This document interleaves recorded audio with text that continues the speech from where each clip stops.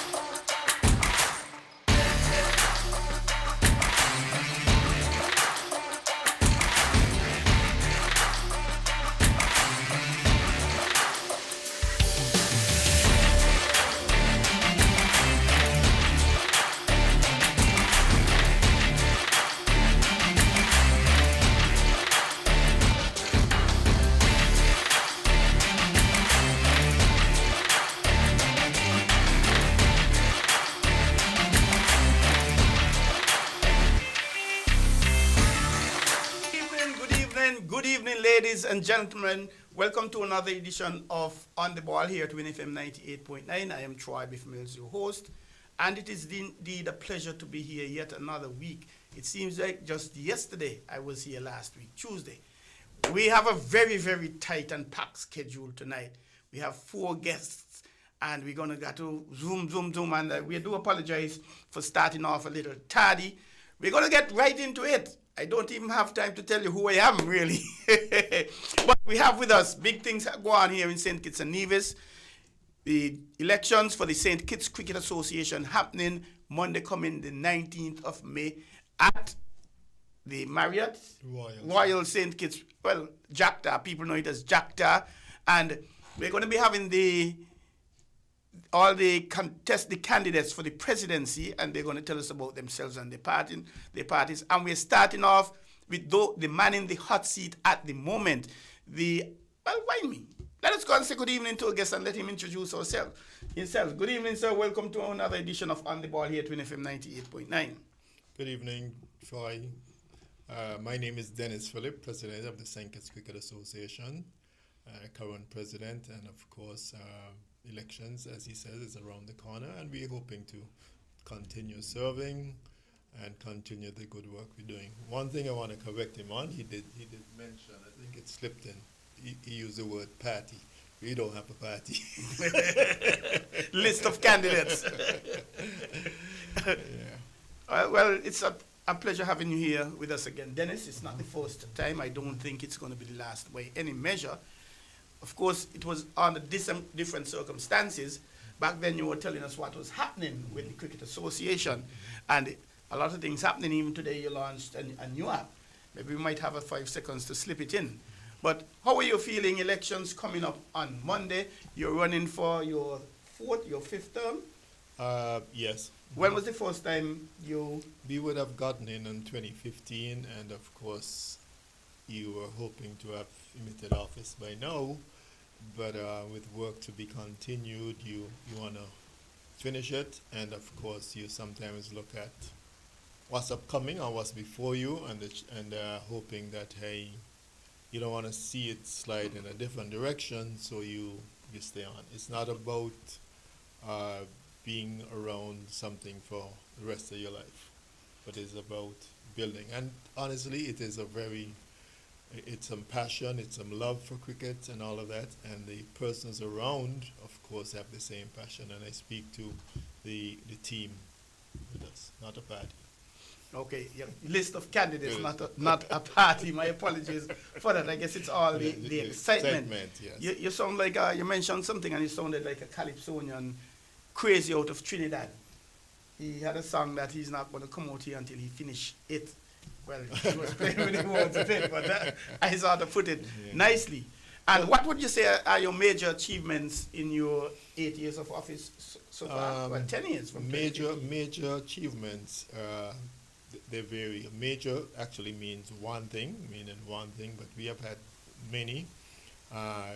Going into cricket, cricket was somewhat in the doldrums when we first decided that let us try and get a venue for the Cricket Association, where the Cricket Association can actually show clubs and the government, of course, how we can manage a facility with the intention and hope that one day we will be able to have a little more say in the Warner Park. So we decided to look at Connery, and we took Connery from nothing, basically as a training facility, and we upgraded it to where we were able to utilize it for regional games. Up to the 2019 would have been the Super 50, and then following that we would have had on the 19 World Cup. So that was one of the achievements. Of course, I could jump right into an achievement like today, where you have the first female player and all of that on the West Indies women's team, and you would have gotten 2 males. So on our watch, we would have achieved a couple of things like that. But like it says, there are several things, and today we would have launched an app specific to helping our players and monitor their stats, etc. And the list could go. It goes on and on, but we have been achieving quite a bit. And you mentioned Jazara Claxton. Of course, we here at WINN FM 98.9. We heard the news today, and she's graduated, whichever it is, from the under 19 ranks into the senior ranks now. So she's going off to England. As a matter of fact, I think she's leaving today, the 13th. That's when the squad should be leaving, and they're heading off to England, 3 one-day internationals, 3 T20 internationals. We say congratulations on behalf of WINN FM, the entire management staff, the board of directors, and of course, yours truly, host of On the Ball and sportscaster here at WINN FM 98.9. We say congratulations to the entire team, the players and the administration team, and particularly to Jazara Claxton out of St. Kitts and Nevis. SP where the best be, Sandy Point to be exact. We can't miss that. And she's we can't miss that. You can't. This is another reason why we say SP where the best be. We produce the best. Yeah. And we're wishing all the players not only a very successful tour, but may they be injury-free and they remain healthy there. And herself, and as well as a youngster, Raymond Grimmond from out of Guyana, both of them have been making it. Yeah. Rashida Williams, I'm wondering if she's out. She got struck in the head by a kind of shot in the last match. a player went behind the stumps and swung, and she caught her in the head. So I'm not certain if that's the reason she's out or it's because of form or whatever it is, but she's out. Chanel Henry, she's been having a torrid time. Yeah, I think She played in that's the replacement as far as I remember. She played for the women's CPL, the women's IPL in India earlier, late last month I think it was, and she had the third fastest century, and I've been told that persons saw an improvement in her since she came back. But it's not about her, it's about you. Could you tell us a little bit about your slate of not your politician, your candidates, your slate, your slate of the persons who are running with you. Okay. Could you tell us a little about them and why should the membership vote for these individuals?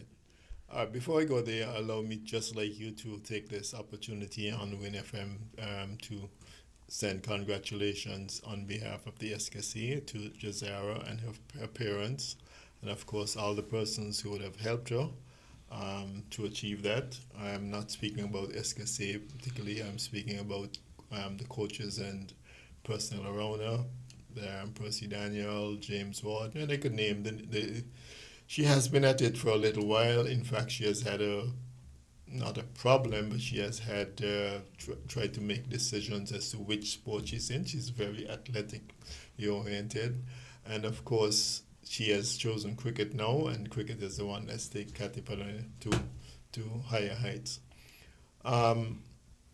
In terms of you spoke about the team.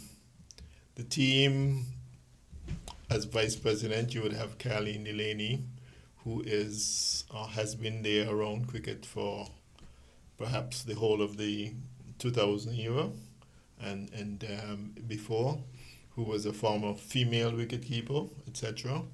And she has been working with the females, particularly the young ones that are just coming in, along with Percy Daniel. She is willing to serve and wants to continue serving in the interest of promoting more women. You have people like the secretary, you have, I'm speaking about our team, you have Andrea Liddy, a very, very efficient and effective secretary. Bringing her on board was one of the best decisions I think I would have made over the years. And where is she from again? She's from Zanzibar. SP, and very efficient, and in fact she steps into almost every area, and so she's I call her dynamic and awesome. As far as the team, you have Mr. Jatin Patel, who is a new member to the team, not a new member to cricket. As you know, he works with young guns, captains, wicket keeps for it and all that. He's coming in with his expertise as an accountant to ensure that finances and all of that are in place, in order, and well accounted for. We're seeing Mr. Basil Woods, who has been treasurer but is just now willing to serve on the management team. In terms of, we're not filling all of the executive positions at this point. You have people like Gary Rogers, who has been on the cricket committee, a hard, dedicated worker. He works in almost every area. He works from room attendant. He has the experience of room attendant to liaison officer to cricket operations, things like that. He has been learning. In fact, trying to push him, he has somewhat kept us at bay, saying, I need to learn everything before I could really take up my real position. We have a couple people I'm going to call quickly. I may not give explanations to everybody in essence of time. You have Mr. Ganesh Algu. As you know, Ganesh is somebody that's in cricket for lots of years, and he is also Masters, leads the Masters League, the Masters Association. Ganesh is on board with us and is willing and wants to really get involved in promoting more and more cricket.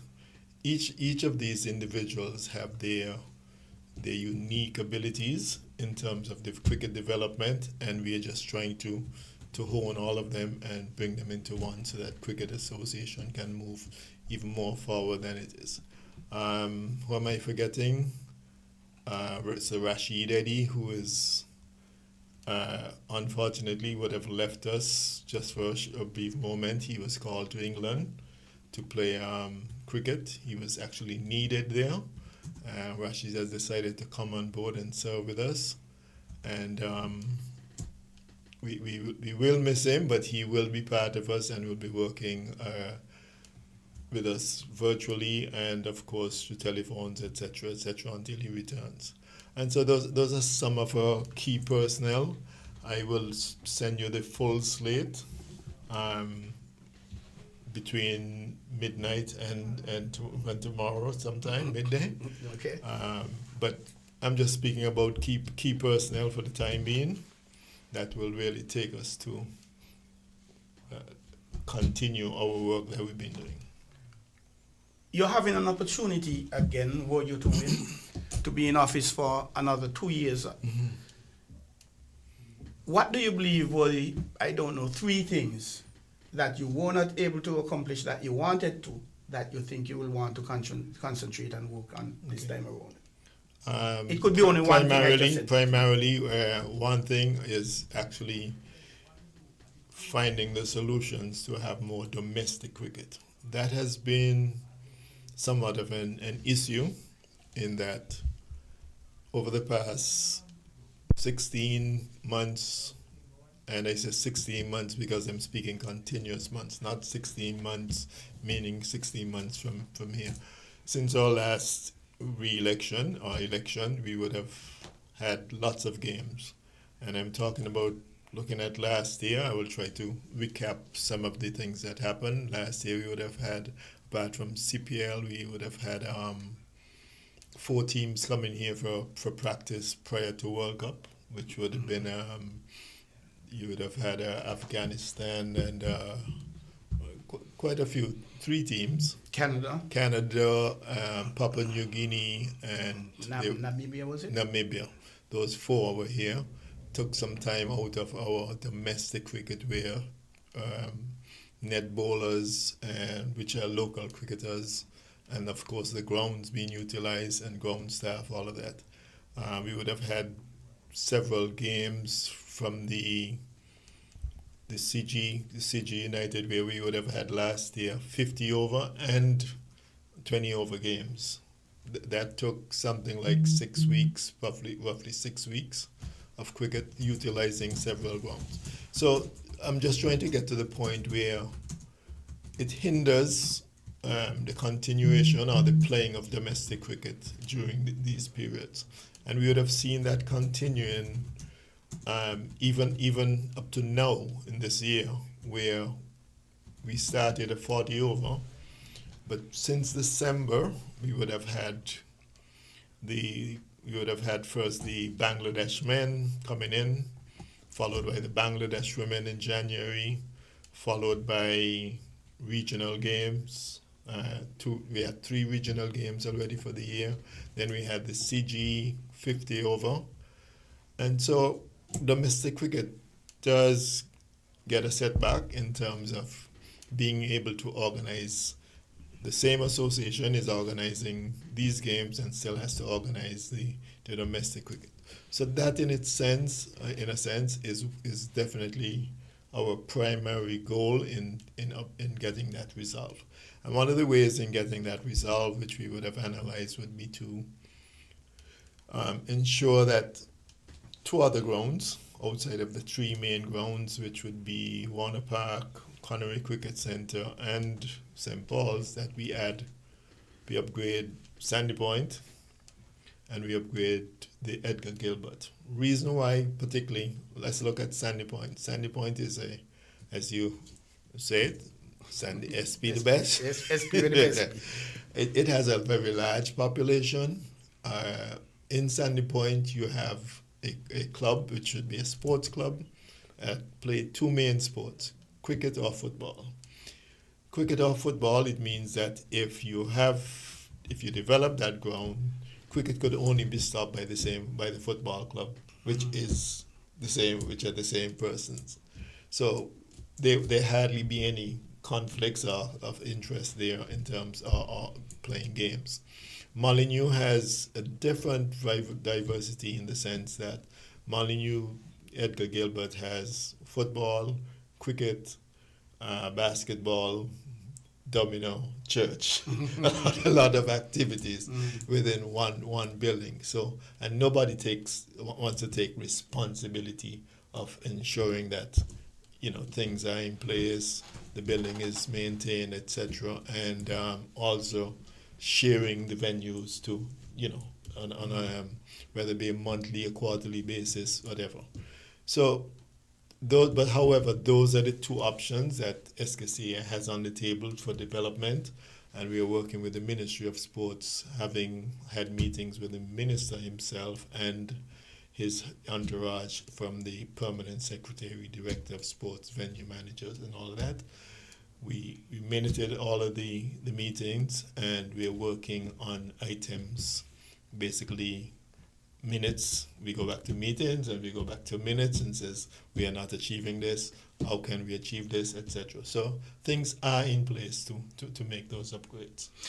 In terms of clubs, how many clubs do you have registered with the SKCA at the moment? Clubs have been somewhat of a difficulty in terms of proper registration, even constitutions. In fact, I could say publicly on record, we only have the constitution, if I recall, and I may be corrected, of one club. And most of them do not have annual general meetings, have no meetings, no constitutions. But they come to, or they're part of an organization which we can enforce it to says, hey, you can be a club or be accepted as a club if you don't go to these things. However, what do you do? Do you throw a club on the road and have no cricket at all and just have cricket between individuals? Clubs are actually teams, and teams they are improving in terms of their formations. Molyneux Keon, Sandy Point, Young Guns, La Poinciana, St. Paul's, and have the Royal St. Christopher Police Force. Those are the six main ones that are out there, and we are trying to work with them to see how we can help them. But it does take a lot from the St. Kitts Cricket Association to be trying to resolve all of these matters, particularly when you are bombarded or have been bombarded with a lot of the games coming in, etc. Are the games bad for St. Kitts? No. Economically, no. Should we turn them away? And their economic benefits? No. So it's a catch-22. And trust me, I don't think that we need to finish with any one of them. It's just to find ways to improve. What it needs really is more dedicated persons assisting in organizing and developing cricket. You mentioned earlier about the challenges with having regional and international matches, but were you to have put out your association to put out a calendar of events? Say, for example, we're in 2025 now. By October, November, December even, your calendar of events for 2026 got be circulated. Plugging in your dates when you want to have games. Don't you think that when you're asked by West Indies Board, and chances are I suspect from what I'm gathering, you're being given maybe a 2 weeks notice, 3 weeks, very short notice to hold games, tournaments, or whatever. Don't you think that would allow you to manage the local leagues better? It's not an excuse when we don't. what I'm saying here is that even if we have a calendar and you told them that you're having these games, they would expect that you could have those games in auxiliary facilities, like as an example, which at this point are not up to the standards that SKCA or clubs want. So telling them, hey, I can't host this because we are having domestic cricket, is it really the best way to go? Like I just indicated, international regional cricket is of economic value to the country. Indeed. And so that's why I said it's a catch-22 situation. What do? Do we say, hey, no, and never been asked again, or we never get asked again? What CWI is doing, though, is that they are now putting out a calendar, a 3-year calendar. They're now doing that planning. So you will be aware of what they have in store for you. As an example, I could tell you that in 2026, January 2026, we expect to have Bangladesh playing West Indies, men, in St. Kitts. And that's 2026? No, 27, sorry. Yeah, 26 is around the corner. We may or may not get any international games next year, but however, the regional games are likely to continue here. But our focus, our real focus and main focus is to play local cricket. We are now we've been communicating with Nevis. Like last year, we would have played 3 games, bringing back the Berridge Howell. And even for Nevis, having a discussion today with the president of the Nevis Cricket Association, Caroline Powell, we're trying to plan the Berridge Howell over the weekend. But the Berridge Howell comes in at a time when Masters are traveling, Nevis is traveling. He says, but that's Masters, this is youth tournaments or regular tournament. He says, yeah, but a lot of the people who actually manage the tournament, manage those games, are traveling. So we have to find another date. So these are some of the nuisances that you come up against, and we're trying to fix them. We're not in cricket for style, for looks. We are in cricket to promote cricket and, of course, enhance the development of our youth, particularly. I started umpiring in 1984, and that was an era when we had something like 10, 11, 12 clubs in the Premier Division and another 7, 8, 9 in the first division. Some of them would have been duplicated, like you might have had a Newtown Senior and Junior, Sandy Point Senior 1. So in essence, we've gone from 15 clubs, as it were, to 6, 7. And that has been a challenge over the years. But how can you convince Newtown is no longer in it? Correct. Molyneux and the Keon, they've joined. Yeah. Newton Ground, they're no longer in it. And how will you convince these clubs that you're going to work with them to have them playing to the cricket in St. Kitts? Well, in the first instance, of course, you'll have to organize to the cricket with the clubs you have. Yeah. But how can you convince the clubs that, and the communities that? Okay. First of all, you need to help the clubs develop some more. And one of the ways in which the SKCA has been talking or trying to do that is by saying, as an example, hey, Sandy Point, Molyneux, find a place within your community, a home that you can rent and turn into a clubhouse. The SKCA will try to assist you, if not fully. At least we come to an arrangement that you have a clubhouse, you have your sign on it, Sandy Point, Sporting, whatever it is, or wherever, whether it be in Newton Ground, wherever. From there, we expect you to meet regularly and find ways to do some fundraising, etc., etc. Help to build your club, build recognition within your community. If you look at football, which is one of the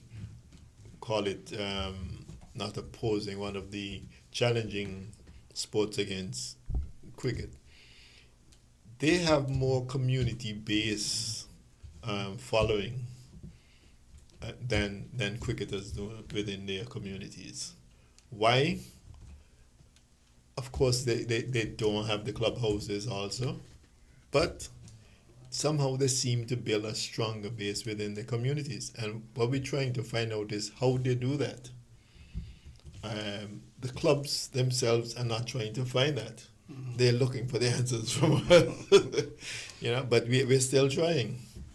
So it's an ongoing situation that we're trying to resolve, and hopefully we will get it resolved within quick time. So that I must say that over the years we have seen somewhat of a rise in some clubs.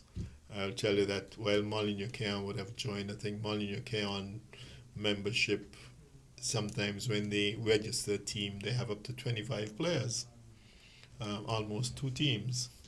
It doesn't mean that when they come to a semi-final that they have more than 9 players. Sometimes they're fighting to fill a team. I think you as an umpire would recognize that. How do you fix that? How do you convince them then to play 2-day cricket?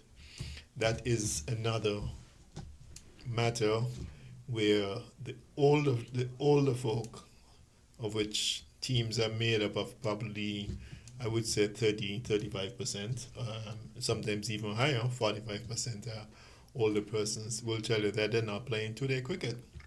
2-day cricket needs to start within the primary or secondary level, where if you look at places like India, youths, the kids, that's basically their first experience playing 2-day cricket. Kids, I'm talking about kids 10 years and to go out there and they're playing cricket. If it's Saturday and Sunday, that's what they're doing. They're not starting with the 50 over and the 20-20. Mm-hmm. So that's where you probably have to initiate it. And those are things that we are looking at. How do you do that? In schools, as an example, you have to basically communicate with education and sports, not just one ministry. So there's coordination needed. And of course, the St. Kitts Cricket Association comes in as the third. The first term, which I'm telling people, would be the September to December. That term is not geared for any sport. The Cricket Association is trying to find a way to utilize that. However, it's a short term, and usually, even for the adult players, the sun sets pretty early, so your days are short. Mm-hmm. So you cannot, probably by 5 o'clock, 5:15, it's dark, you can't play unless you're playing on the lights. Lighting is also a challenge and a necessity to have lighting in another venue. So there are many, many aspects that needs to be resolved, and this is what we're speaking with, discussing with the Ministry of Sports in particular. You're listening to On the Ball here at WINN FM 98.9. We have with us Mr. Dennis Phillip, the current president of the St. Kitts Cricket Association. By next week, Tuesday, God spare, will he be the president still? We don't know. We don't know. Because we are having elections next week, Monday. So all I know next week, God spare, elections are probably going on and wrapping up as the case may be. Or maybe a they new would have been executive. wrapped up. Today's Tuesday. Oh, yes, today's Tuesday. Forgive me. I'm getting so excited. Yeah. But next week, we will know who the new executive... You'll probably be speaking to the new president. Perhaps. Or the you never know. New as in newly elected. Newly elected, and the yes, new yes. president could be the current one, the incumbent returning or new. Yes. And we'll have to wait and see, because there have been some increase of over 100% in new membership from 48 individual members to like 149. But correct. You can give us a call if you want to ask a question, 4660989. Mr. Phillip did say he have a meeting at 7:45, so he'll have to slip away in a minute or two. 4660989, or you can WhatsApp me, 6682055. But I'll ask Mr. Phillip a question and give him a chance to wrap up. The Constitution it is in serious need of amendments. And I'm jumping to one particular position. The elections, based on the Constitution's elections, are to be held between the first Thursday in November and the first Thursday in December. This is not November or December, obviously. And the last election in 2023 was held in April. Why was that so? And are we going to stick to the Constitution and have fresh elections again next year between the first Thursday in November? Because it's supposed to be in the evening as well. All right. I could answer you quickly and on that, in that, yes, we are having elections now, as you stated. The Constitution speaks to a date. However, the St. Kitts Cricket Association has been very, very much overwhelmed with activities in terms of hosting and so forth, and preparations. And with a small staff of volunteer staff, it has been very tough on us. But we intend to, of course, fix that so that we have no skeletons in the closet in the future. And I think somebody like you, I would say, that who is very constitutionally geared, should be a part of the organization so that you can ensure that your colleagues or whoever you're working with do not go down that road. Because we're working with a team, yes, which is different to your team. Yes. So I'm thinking that come next week, Tuesday, my team will be leading cricket. Next week, Monday, my team will be leading cricket forward. Of course, it doesn't affect the relationship we have. Not at all. It's left to the masses, the electorate. Yes. So, but then, having had that, and I understand how busy it is, the fact that it's supposed to be in an even year, were you to win, are we going to have elections according to the Constitution next year, 2026, which is the even year based on the Constitution? Were you to win? There are a couple of things. You spoke to amendments, and of course, one of the amendments that we would like to, or resolutions we would like to see going forward, is a change in the term from a 2-year to, let's say, perhaps a 3-year, and of course, to some extent, probably even how many terms someone can serve, etc., time limits. But with you coming on board with us at that point, you would be reminding us, of course, that hey, this needs to happen. Having elections in a short period again will not be an issue for the incumbents. Like I said, you have issues in terms of being overwhelmed, and after analysis and experience, you tend to find how to deal with them within time. Okay, Mr. Philip, we have a caller coming in and from overseas, and they want to call via WhatsApp, actually. So we're going to try to answer and link up with the WhatsApp. Good evening, sir. Welcome to On the Ball here at WINN FM 98.9. Good evening, Mr. On the Ball, Mr. Troy Bif Mills, and your president, Dennis Philip. Good evening, sir. Good evening. USD. You're hearing us? Eustace? Yes, sir. You're hearing us? Yeah, I'm watching and hearing you. Oh, okay. The phone was ringing, and this phone ringing there, you could see them, Mm-hmm. I'd like to say good night to you, Mr. Troy Bif, and the Ball, and Mr. President, Mr. Dennis Philip.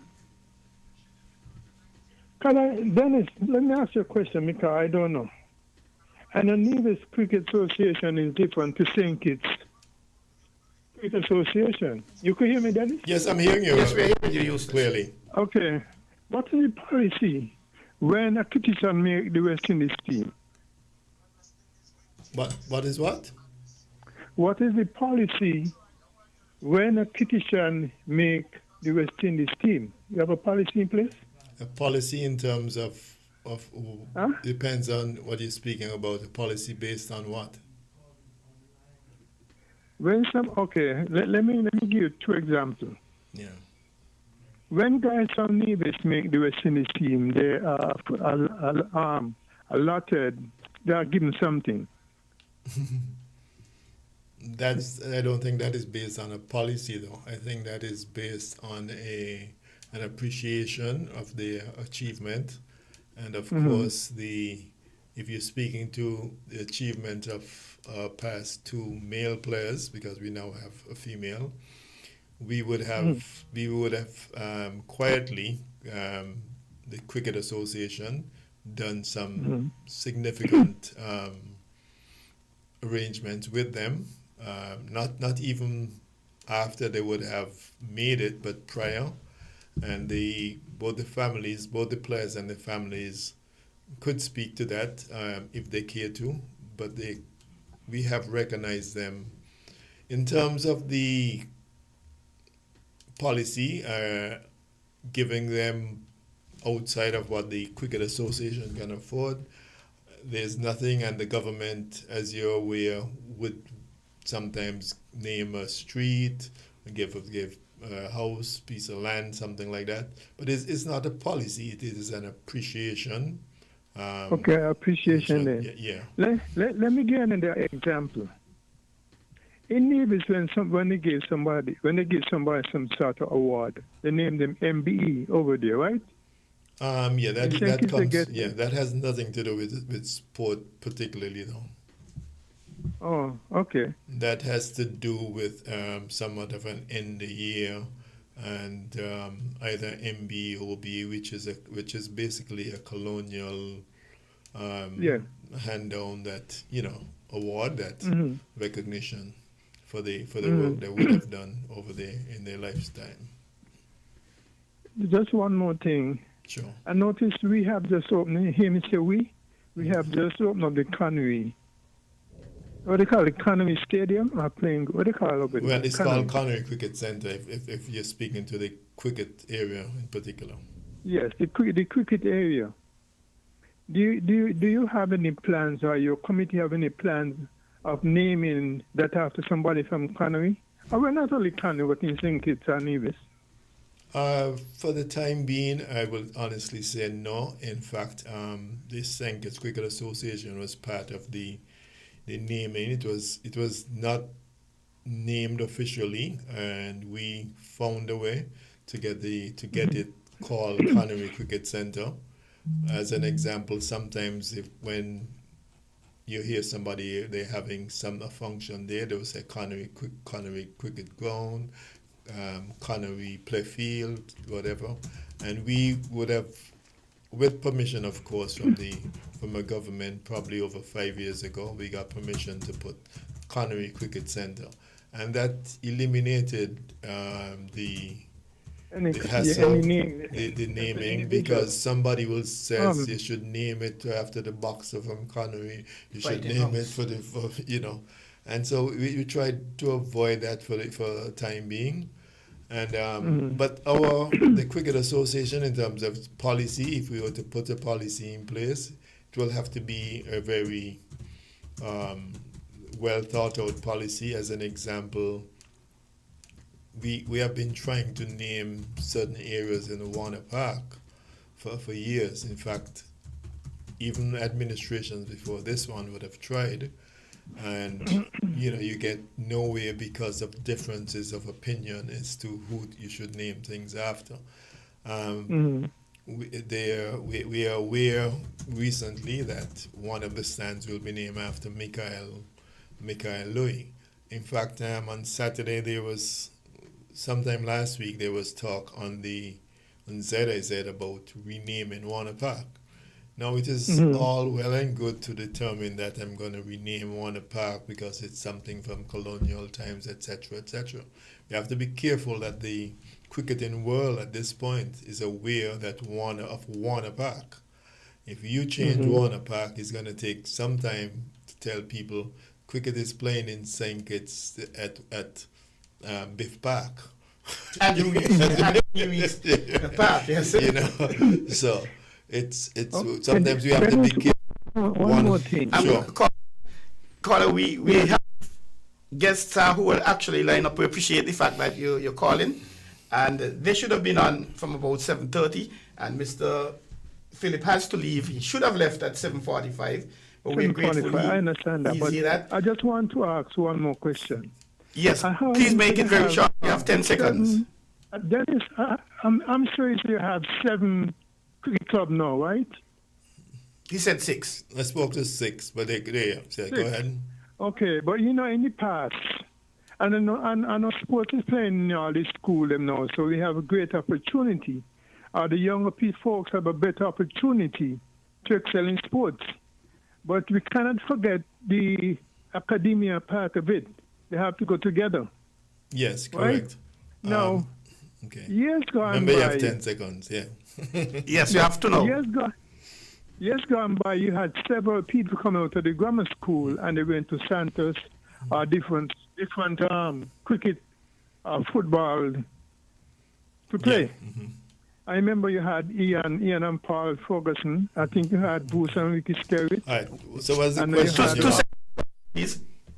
Huh? 2 seconds, please. Okay, 2 seconds. And I'm sure that if with some more extra work up there, we could get a lot of young people from the grammar school to come down and play. They couldn't walk with it. Okay, let me quickly try and give you my opinion and response to your question. We tend to go back to our times a lot, and of course nothing is wrong with that in trying to recapture. But let's be realistic and let us recognize that everything evolves, and sports cricket has evolved. I keep mentioning that we would have evolution. Look at it from 5-day to 4-day tests, and the Caribbean in itself now is actually prides itself. All of our real players, after Lara and let's say Shanda Paul, showing up on the scene as the 20 over and the 50 over players. Young people are going to be following that or seeing that, and that's what they're adopting. Additionally, there are lots of other competing sports and alternatives. Like you says, also even academia, it's very, very much pushed in the schools that you must get 12, 15 subjects. So some students have no time for sport, and it is getting very, very tricky. So in a nutshell, we have to deal with the evolution and, of course, try to keep as much of the past, but it's going to take a lot. Thank you very much, caller. We hope that he would have answered your question. Eustace? Oh, we seem to have lost him. But we thank you for calling, caller. Dennis, you have 30 seconds. Not meaning to be any to wrap up, because we don't want to keep it. It's 3 minutes to 8, plus we have our guests. Yeah. The St. Kitts and Nevis Triathlon Federation online for the last 27 right. minutes. Allow me just within that 30 seconds to say, first of all, thank you for allowing me to be here on behalf of the St. Kitts Cricket Association and all the incumbent persons who are with me. And we are not promising anything totally new. We have been working on the improvements, developments, and development is our main goal.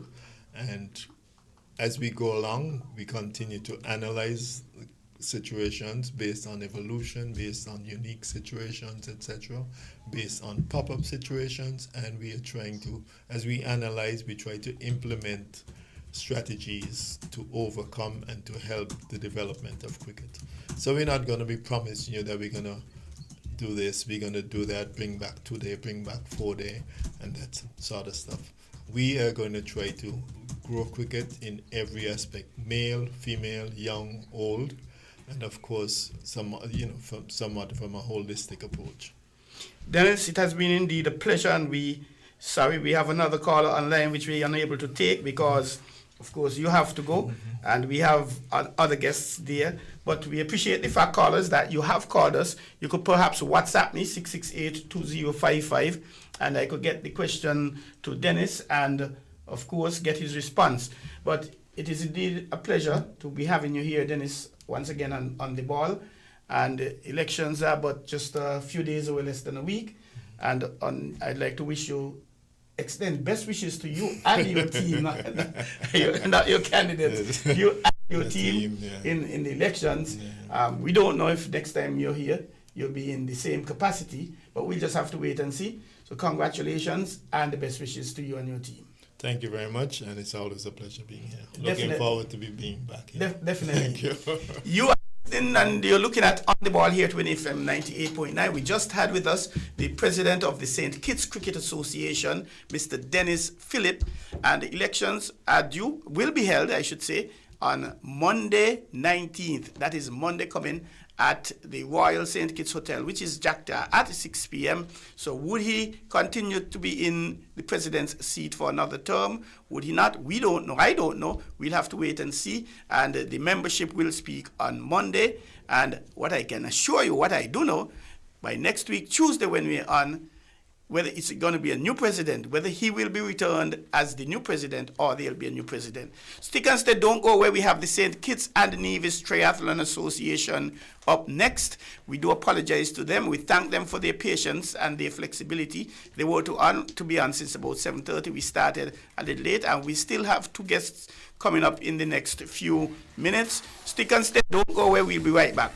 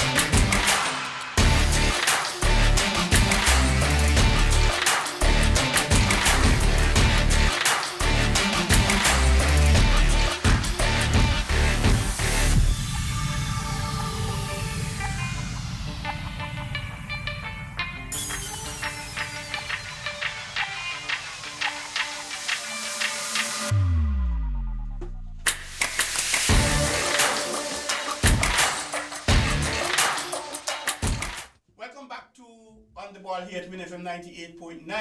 I am Troy Bif Mills, your host. We just had with us Mr. Dennis Phillip, the president of the St. Kitts Cricket Association.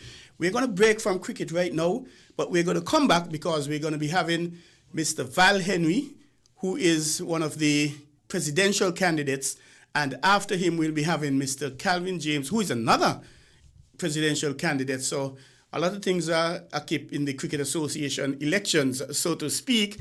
And we're going to go straight to our guests online. Miss Handsome, are you there? You're hearing me? Yes, thank you for having us. Good evening. Good evening to you. Welcome to your first edition of On the Ball here at WINN FM 98.9. It is indeed a pleasure to have you. And we have to say good evening to your CEO, I think it is. And treasurer. And treasurer. Good evening, sir. How are you? I'm very well, and nice to hear you.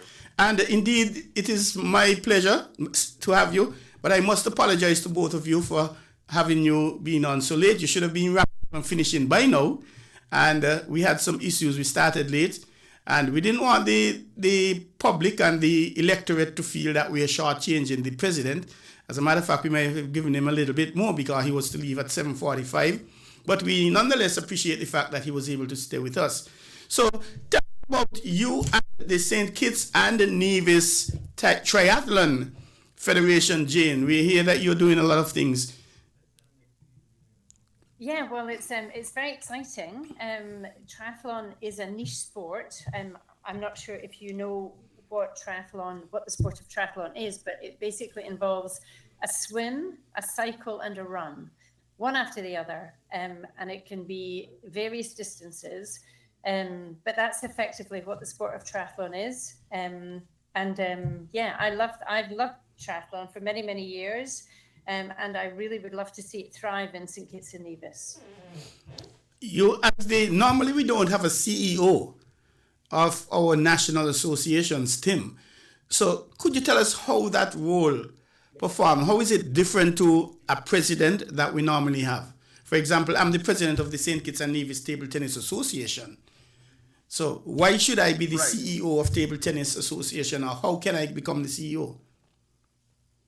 Well, a CEO is a little bit different than a president in that you're also trying to oversee some of the financial aspects, and like any corporation, a CEO is kind of ultimately responsible for all of the different divisions, whereas a president can be sort of leading the overview vision of it, and the CEO can be more a bit functioning or functional, if that makes a bit more sense. So and our organization is quite small, but we're very adamant to make it as solid as we can, and make sure that we're fiscally responsible, and that we're trying to give our young budding new triathletes in St. Kitts and Nevis good equipment. And so there's some financial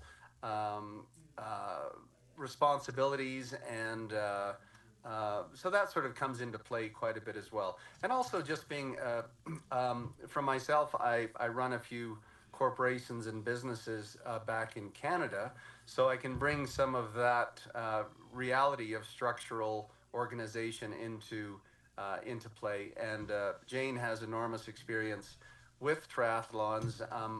I've competed quite a bit myself too, and so collectively we think it's a good synergy.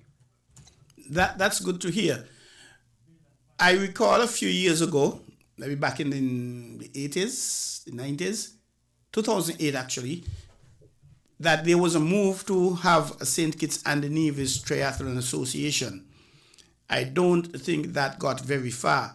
Is this a continuation of that movement, or is this a new approach?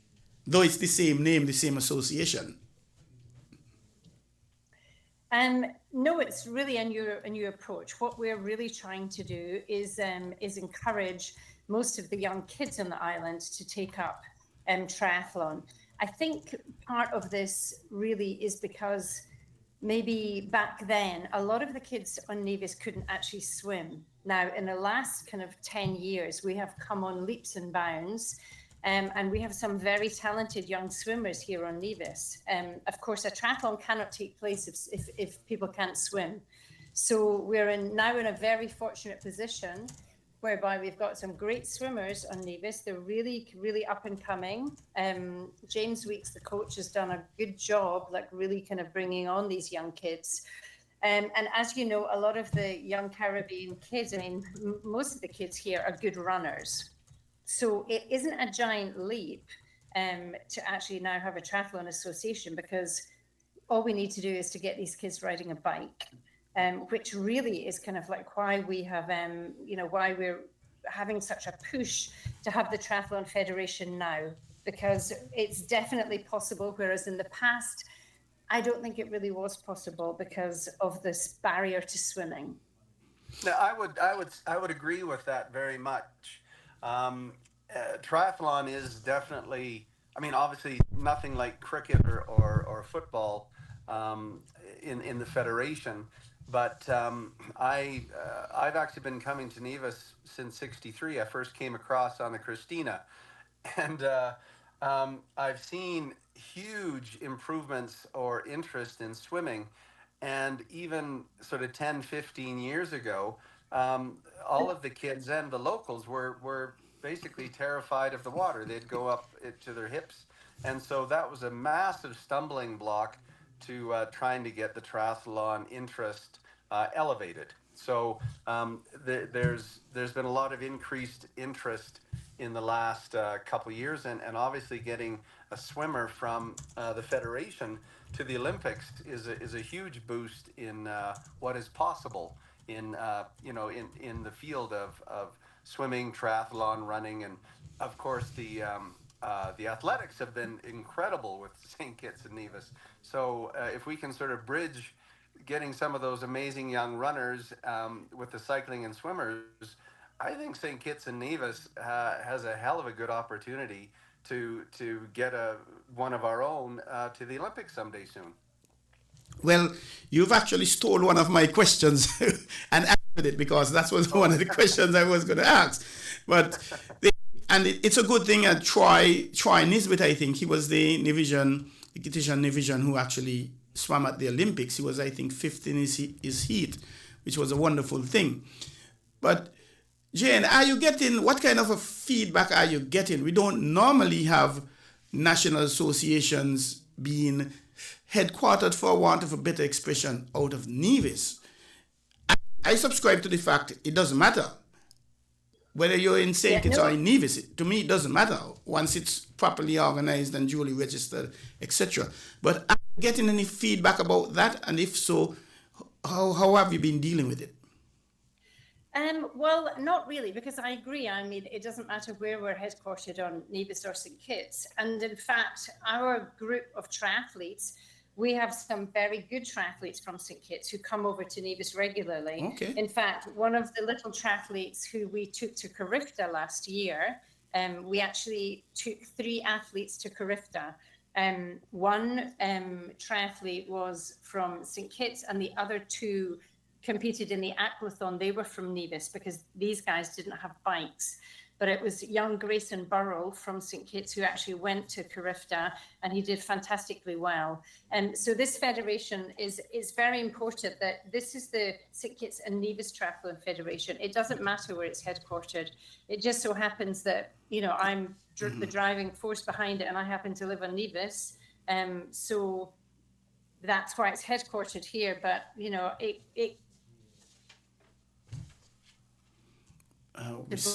we seem to have a little and okay. We're hoping that we get as many athletes from St. Kitts as we do from Nevis, and in fact that is proving to be the case, because there's a lot of Kittitians that come over to Nevis regularly for their swimming lessons, which is hosted. It's actually some swimming lessons are hosted on St. Kitts, but James Weeks, who is our Nevisian coach, he hosts some of the lessons over here, and these are both for Nevisians and Kittitians. Tim, as Minister of Finance, is there a charge, a fee to become part of the SKN TF, that's the Triathlon Federation. Are you Yeah. are you all about clubs, or at this stage are you encouraging individual members, or do you have to be clubs? How is it? And if so, what are the fees, please?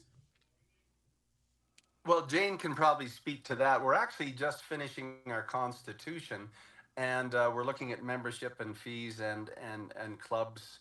One of the things that I suggested just to build a very strong club is we'll pay for the Catetians to take the boat over to Nevis, but they have to swim back. That make them a very strong swimmer.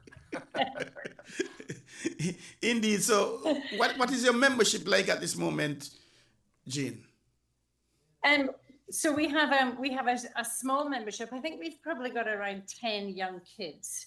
And as I said, a lot of these kids just don't have access to bikes.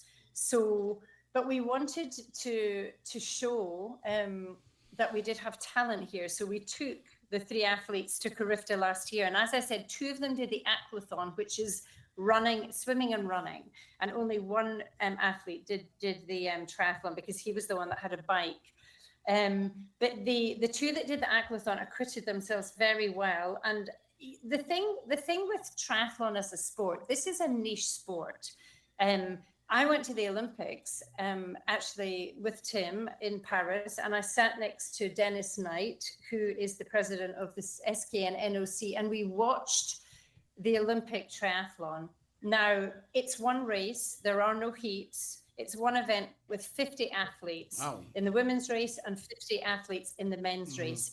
And there is a large difference in ability between the number 1 athlete and the number 50 athlete. Wow. And there were lots of athletes. There were athletes from the Caribbean in that race. There were athletes from small countries who don't have a large population. And the thing is, because triathlon is such a niche sport, it's very easy with a bit of practice and with a bit of focus to actually become world class at this sport, which is why I'm so keen to get it up and running in the federation.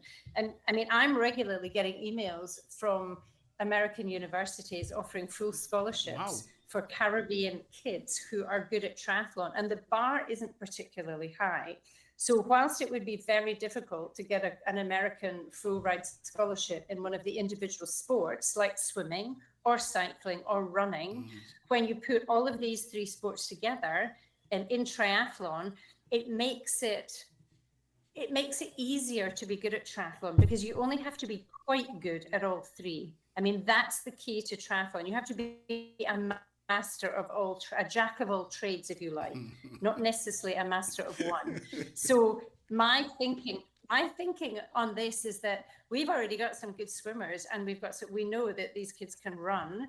And so what we've recently done, in fact, last week, it was Tim organized the purchase of 4 bikes from the States, which have literally just arrived on Nevis. And at our next committee meeting, we will allocate these bikes to the top kids, and we'll start to kind of organize proper cycling lessons.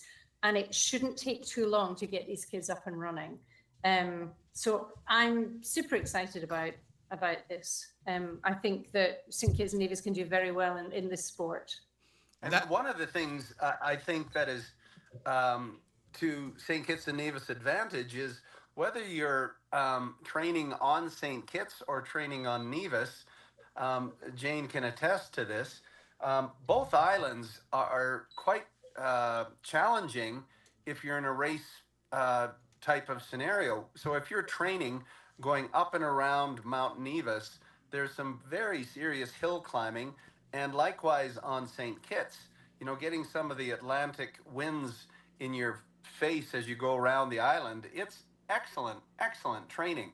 It's about as hard as you can get, for training for young guys and girls. So it's exciting, and it's a wonderful place. You can do all of it all year round, which, coming from, I'm from Canada, where we have winter for 11 months and 3 weeks. It's very envious to be able to swim outside, run outside, and bike outside all year round. So I'm excited to have these young athletes. just perform. And one thing I just wanted to add, when we were in Paris looking at the triathlon, of all of the events, with maybe the exception of the 100-meter and some of the athletics, the triathlon was the biggest, most spectacular sport of all of the Olympics. It was highly, highly sought out, huge production values, and probably one of the most spectator watched and most exciting. So, You mentioned bikes, Jim. I want to get into triathlon. Do I just go down to the nearest bike station and pick up a bike and say I'm going to do it? Or do I order something, just order a bicycle? Is a bicycle when it comes to triathlon? Yeah. Well, yes, a bike is a bike, and I would just encourage anybody with access to a bike to get out and to actually ride. When we're training for a particular race, a road bike is the answer. However, some of these young kids only have mountain bikes, and you know what? As an entry level bike, that's absolutely fine. But we did purchase 4 road bikes, and we've actually had 2 other road bikes donated. So we now have a stock of 6 bikes, and we will encourage the kids to actually work their way up and be able to use these bikes, because these are the bikes that we want them to go and compete on. So yeah, I mean, the mountain bike is just effectively it's a bike with flat handlebars. The road bike has a kind of like a carved handlebar. It's just a little bit more aerodynamic, lighter, better for racing. But if anybody here is listening to this show and wants to have a go, please, anyone, Petitions and Divisions, please get in touch with us and come down, try the bikes. We're really trying to encourage more participation, and it's this opportunity is open to everybody from both St. Kitts and Nevis. You're listening to just to echo that. Just to echo part of that, one of the things about any race, whether it's a running race or a triathlon, is there's a lot of excitement when you start. And when you finish, you have a huge sense of accomplishment. It does not mean you win or you lose. Participating is enormously gratifying. And one other thing I just wanted to add is triathletes, even if you have a team, it's quite an individual sport, but the attitude of triathletes is not selfish. It's a community where everyone is welcome, and it's fun. Athletes, no matter how competitive you are, it's a very friendly sport. Even though you're there to beat the hell out of the next guy, it's a wonderful community to participate in. Indeed, you're watching and listening to On the Ball here at WINN FM 98.9. Our special guests at this point, they are members from the St. Kitts and Nevis Triathlon Federation, SKNTF, and they're telling us why your child or children should become members in the SKNTF, the St. Kitts and Nevis Triathlon Federation. And from what I'm hearing, it's a pretty good stuff. And to do that, I'm a 100-meter runner or 400-meter. I'm just concentrating on one. But to run and swim and still ride a bike, I respect those athletes. They have to be doing tremendous stuff in training. But how do they normally train? Do they ride a bike for 1 or 2 days only, or and then swim for 1 or 2 days only, and then they run for 1 or 2 days only, or are they training the way they will compete? How do the athletes train? Yeah, not all. So generally, most triathletes, if they're competing, will probably swim 4 or 5 days a week. The swimming is very important. Swimming, it's not load bearing. So most people would swim in the morning, for example, and then either ride or run every other day. So that's how, people would normally train. So for example, I rode around Nevis this morning. I did a lap of the island on my bike, and I swam this afternoon, and tomorrow I will run, and then I'll swim again. So you kind of alternate the running and the biking, but you can swim as much as you can, really is the best way of doing it. At this stage, Tim, what sort of age range of membership are you looking at? Could anybody sign up? I could sign up my 3 children in Nevis and 2 I have in St. Kitts, irrespective of Yes, age. absolutely. It's no different than running a 3 5K or a 10K race. I'm 63 years old and I still participate, and it's a wonderful it's a wonderful sport because of the 3 disciplines. Unlike if you're just a runner, quite often you can wear your knees out or your ankles or your back. If you're a biker, you're or a cyclist, it's a little less impact. But because you're doing these 3 different sport disciplines, it keeps you fit and agile your whole life. It's truly sort of multi-training, and it keeps you. It keeps things very interesting. The difference of training and the difference of technique is you're always learning, and so I love that about the sport. And you learn about yourself. You learn about discipline. One of the great mantras is train hard and race easy. So, but you got to be smart. And as Jane just said, you basically alternate. So one day you're running, the next day you're cycling, because those are both leg sports. And then you can swim just about every day or every second day because it's not as impactful. But and also there's different distances. That's the other thing. I mean, most people, when you say triathlon, they think of the Ironman, which is a very hard endurance event, whereas triathlons can be quite short, such as sprints, or they can be Olympic distance, and go up to more distances from that too. So you can actually, just to get initiated at it, you could do a very smaller one that's a little quicker, but isn't as painful to do either. So. Okay. And if I want to register my child or children, who do I contact? How? I guess you can contact the St. Kitts and Nevis Triathlon Federation. I have my direct number, or you can send me an email. My personal email is jane@spongemarketing.com, and the number is. Can I say the number on the Yes, phone? of course. We want to help you to get members.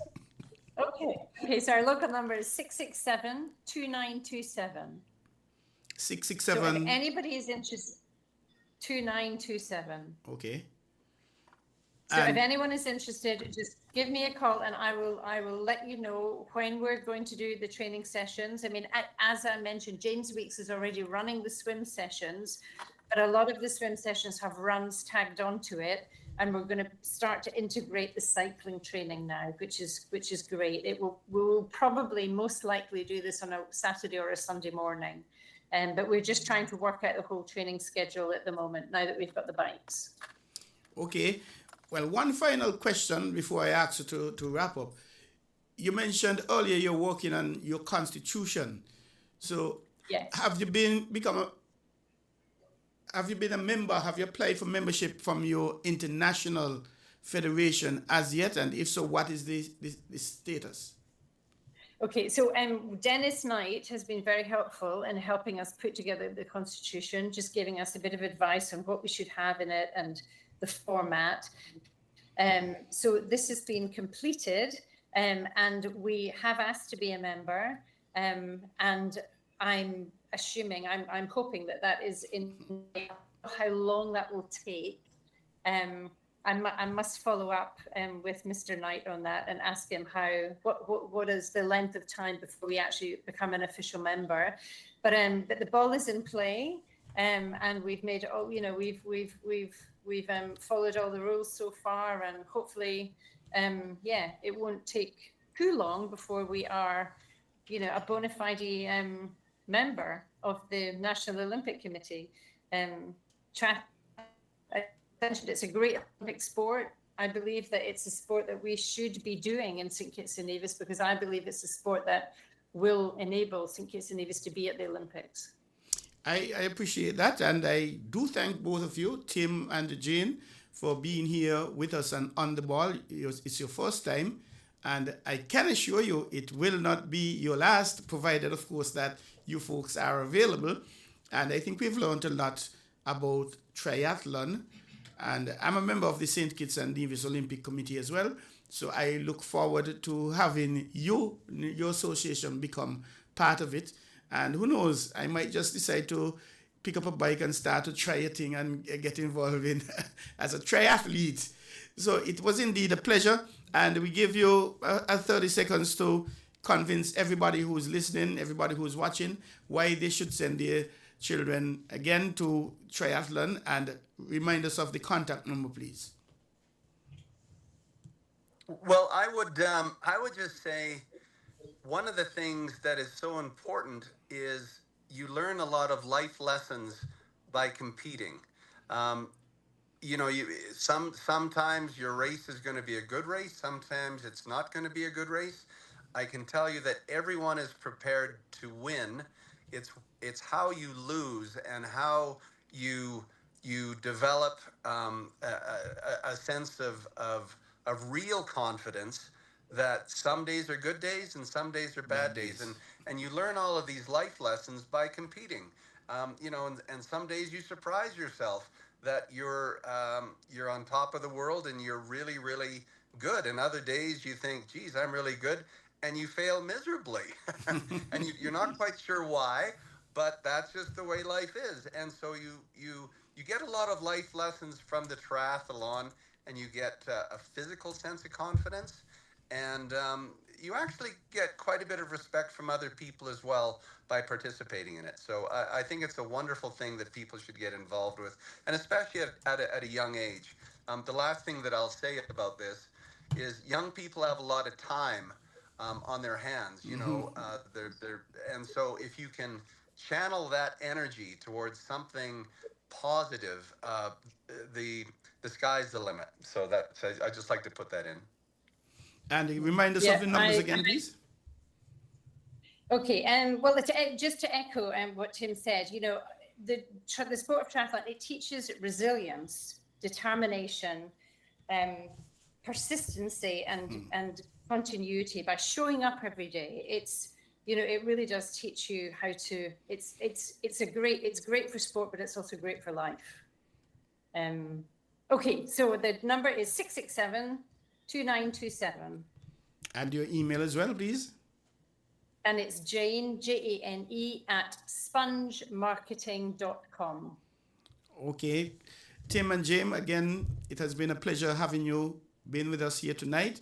And I'm excited, and I'm hoping that our guests, our viewers are excited as well. And we're hoping that after tonight, you'll get an increase in your membership. I don't know how much, but I'm hoping.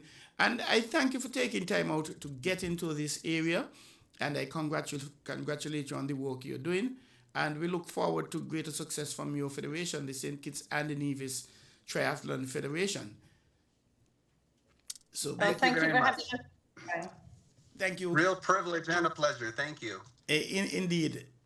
And we had with us just now as our guest the St. Kitts and the Nevis Triathlon Federation. We had Jane, for the president, and Tim, the chief executive officer, and the treasurer. We invite you to contact them. Get your children involved, because 3 healthy sports, the running, the swimming, and the biking, and of course, Jane mentioned resilience, discipline, a lot of soft skills as well. And stick and stay, don't go anywhere. We'll be back after this very short break. We have another guest here. He is a penultimate guest, and he is, being very patient. I'm certain that he's giving me some choice words mentally in his head, so to speak. But we'll be right back in a sec here on The Ball at WINN FM 98.9.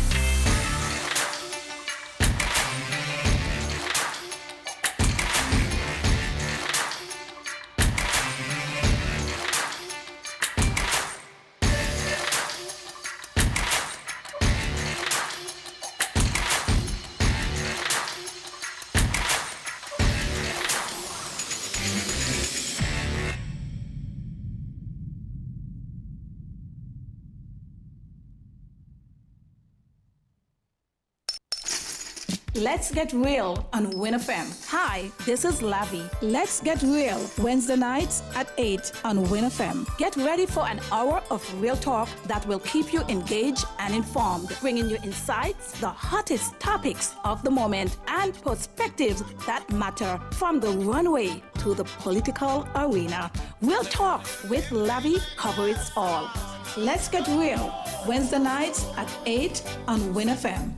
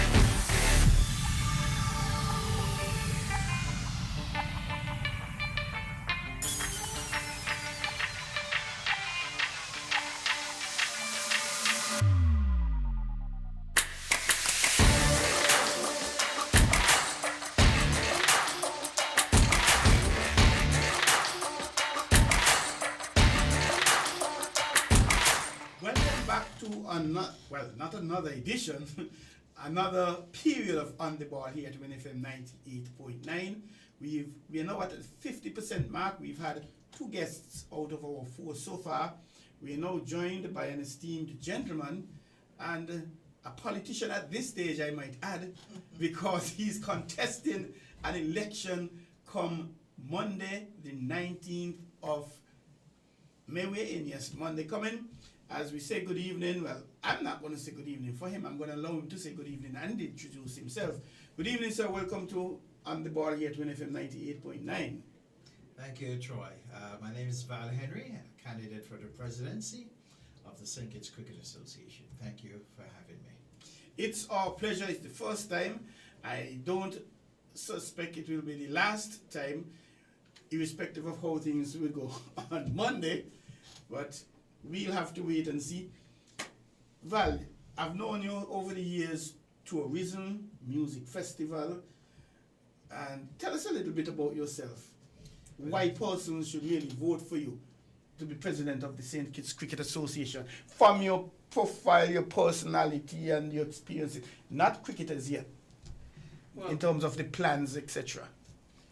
Not in terms of that as yet. Not as yet. Well, simple reason. I think the Cricket Association and the sport of cricket needs a change. And I think it needs a change also in terms of the personality and the relationships that are present within the whole ecosystem of cricket. And I think with my personality, cool, calm, as I've exhibited in other spheres of life, is what cricket needs now. One that is focused, one is determined, one is hardworking, and also one that is able to pull a group of people together to make sure that they are properly trained and ready for the task ahead, and also make sure that they have the motivation and the support that is necessary. Well, that is very much, I've known you. You served in cricket at some point in the past, didn't you? Yes, I served as secretary of the St. Kitts Cricket Association up to 2000 was my last term. I served two terms as secretary of the Cricket Association in terms of the association. But yes, I've been otherwise heavily and directly involved in cricket at a high level. I was the deputy CEO and communications and commercial manager for Cricket World Cup 2007.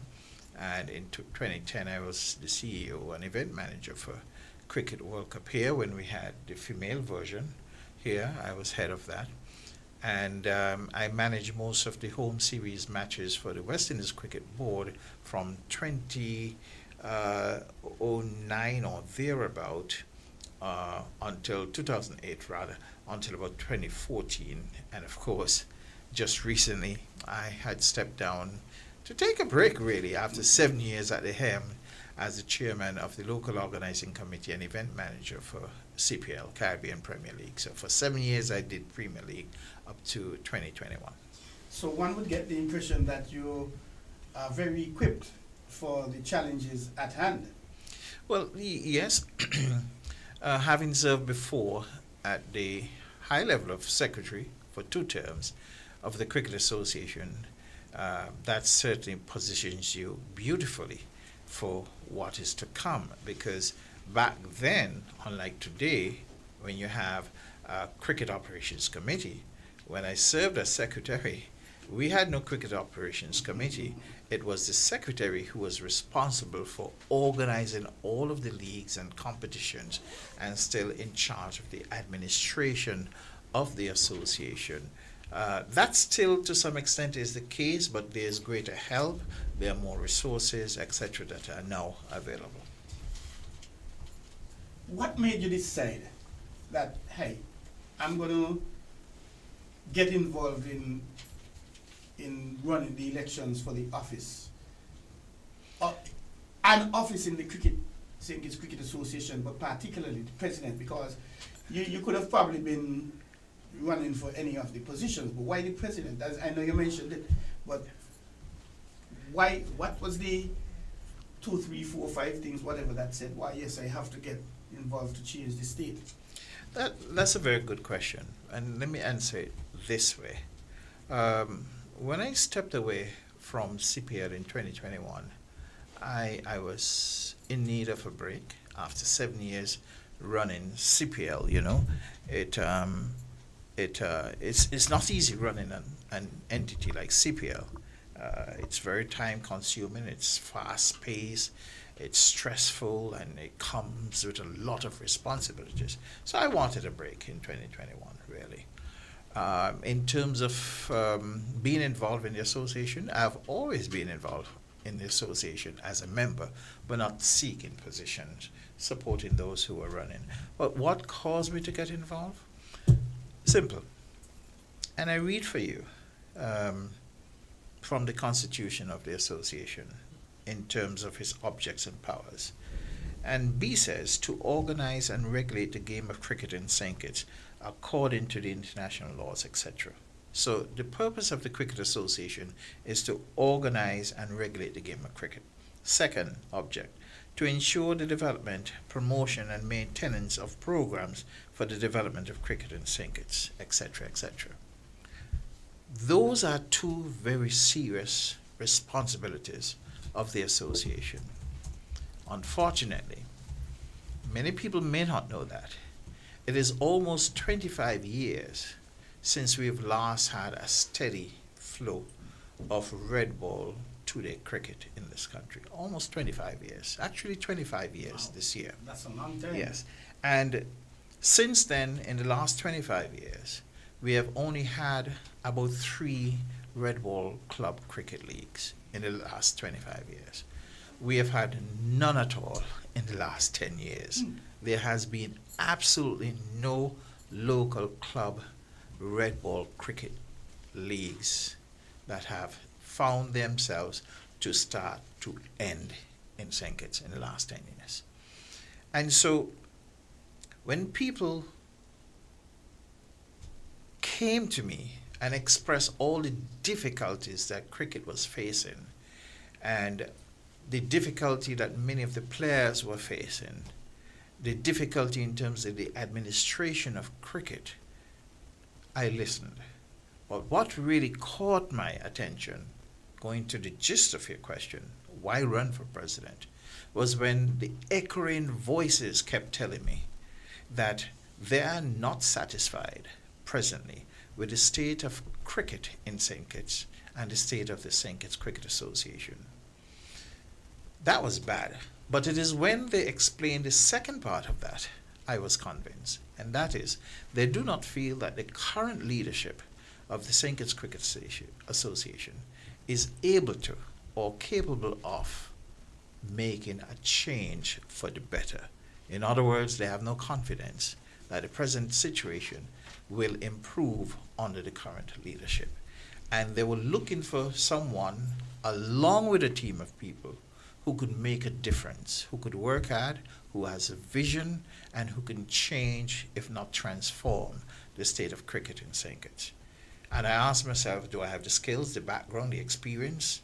The obvious answer is yes, given what I've just outlined to you in terms of my past history in terms of cricket administration. And I decided I'm going to do it for cricket, and I'm going to do it for the cricketers under one condition, that we would make the operation of the St. Kitts Cricket Association about cricketers and cricket played in St. Kitts. In other words, local cricket. So we have to strike a balance between local cricket and hosting. My great interest is not about hosting international matches. Yes, that is important. And I have been responsible for most, as an individual, most of the international matches that I've played here. Cricket World Cup 2007, 2010, most of the home series for the West Indies board, and for 7 years for CPL. So I know how that goes. But we have to tilt the balance in terms of the interest, the priority that we give to organizing local cricket for one reason. That's what the Constitution sets up this association to do and to carry out its mandate. And I think I have the leadership capabilities, the personality, the know-it-all, and I think I have a great team to pull it off. Well, I was going to get to that team, but since you've gone there, and I'm hoping that Could I just say before we go any further? I think the first thing I wanted to do tonight, let me interject it now, is say a big congratulations to Jazara Claxton on her selection to the senior women's cricket team. We could come back to that, but I want to make sure I don't forget that. So congratulations, Jazara. Yes, well, we have to touch the Constitution because according to it, we should have had elections something like 6 months ago or thereabout. But you mentioned the team. Could you tell us a bit about your team, who you have going up for what position? Well, the way the management is structured, or the officers are structured, you have 5 persons who constitute what is called the officers or the executive. So apart from Val Henry as president, there is former Commissioner of Police Austin Williams as vice president. Now, Austin is a former secretary of the St. Kitts Cricket Association. He also played cricket, as I did, in the 2nd division. He also played cricket for police. He's still playing. Well, exactly, Masters. at the masters level. And everybody on my team has played cricket, by the way. And so you have Austin, an experienced man, who has been a secretary of the Cricket Association. I actually succeeded Austin. Okay. So when Austin ended his term as secretary, Val Henry took over. I took over. And Austin Williams, Commissioner Austin Williams, and Val Henry, they successfully, during their terms as secretary, organized and hosted local Red Ball League cricket Thursday afternoons and on the weekends and Saturday and Sunday. Since we left, well, since I left, because I served after him in 2000, only 3 times in 25 years it has happened. So we're not trying to figure out how it could be done. We have done it, Austin and I. Also with us is a young lawyer named Burvis Burke. Burvis is our candidate for secretary. And Burvis also plays for La Poinciana cricket team and highlights in Nevis. So he's also a cricketer. He's the captain of the Bar Association cricket team. He loves cricket. He breathes cricket. So this is a man who is very much involved in the sport and very young future leader of the sport in terms of its administration. The financial person we have for treasurer is a very experienced. He's an accountant by profession. He's a banker, Viandra Edwards. He, for a short period of the time, helped out the association, especially when it needed to bring its books up to date.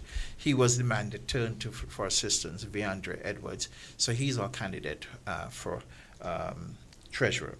Charles Morton, a former vice president, former director of sport. Charles played cricket for ever and ever. He played a lot of masters cricket as well. And Charles is our candidate for assistant secretary treasurer. There are 6 other persons who constitute the management. And there are Steve Saunders, who also played for the St. Kitts cricket team, heavily involved with Cairns Cricket Club and the Cairn Molyneux Cricket Club, has played a lot of cricket, has a lot of experience, worked with me on World Cup 2010, worked with me on many initiatives, including CPL, so in terms of cricket operations. So he's also there. Elvis Isaac also has served in cricket before. He has played cricket, and he's very much involved in cricket. Lindbergh Bell, a teacher, also has been involved in sports and cricket. I brought Lindbergh with me, I think it was in 2016, to head the volunteer committee for CPL, and ever since, he's still there today, and he has been involved in cricket at that level since then. LaShawn Dixon, a coach, a cricketer, a sports journalist, somebody who breathes and lives cricket, is also with us as one of our management candidates. Glenna Evelyn, a former secretary of the Cricket Association, also is with us as one of the management. And Ricky Clark, or some know him as Scarborough, one of the top scorers in the whole Caribbean. Ricky has been scoring for cricket since I know myself. So he's very experienced in that regard. And Ricky also is one of the key movers when it comes to Masters cricket programs. You seem to have a very powerful team. You didn't leave any stone unturned here, man. No, and very careful thought went into putting the team together. It was not hurried, it was studied. It took some time because I wanted to make sure we were not just picking people to have numbers. You know, back in the day when we played pickup cricket and you just pick up a man and such, I didn't want that. And one of the first questions I asked them, are you serious about the sport? Second question was, would you have the time to dedicate to it? Would you be committed to it? Because it comes with that type of responsibility with you. And I am not interested in simply replacing the current administration of cricket. I am interested in replacing the current culture of cricket. That's what I'm interested in. So I don't want to change what is there for us to become just as bad or worse. I'm in this so that we can transform cricket, local cricket, not just hosting international cricket. That's easy. And I could say that because I have a track record of doing that. Okay? But it is to invest the time and energy and resources in local cricket. That is what the Constitution calls for, and that's what I'm interested in. Well, before we get into the next question that I have to ask you, we're going to slide over to football. The St. Kitts and Nevis Football Association, they're now into the semi-final stage. And this evening at 6 p.m., there was the first semi-final, Rank Village Superstars versus Sol Island Otto Connery. Which team you're backing that? I'm Spurs. Spurs. I'm a man, so Spurs. That, okay. It was 1 at full time. It went into kicks from the penalty mark, and if you had to make a guess, who you think would have come out on top? Between which team? Connery and Village. Well, Connery has been playing some good ball, but Village has been coming back too. So what's the score line right now? Well, they ended at 1-1 full time. They went into penalty kicks. Oh my God, that's and going to be tough. Village actually came out. Yeah, because it's going to come down to two things really: the kickers and the defenders in terms of the goalkeepers, Goalkeeper, and really being patient. Not trying to kick the ball as we used to. Remember all those balls that used to go over the bar to the top?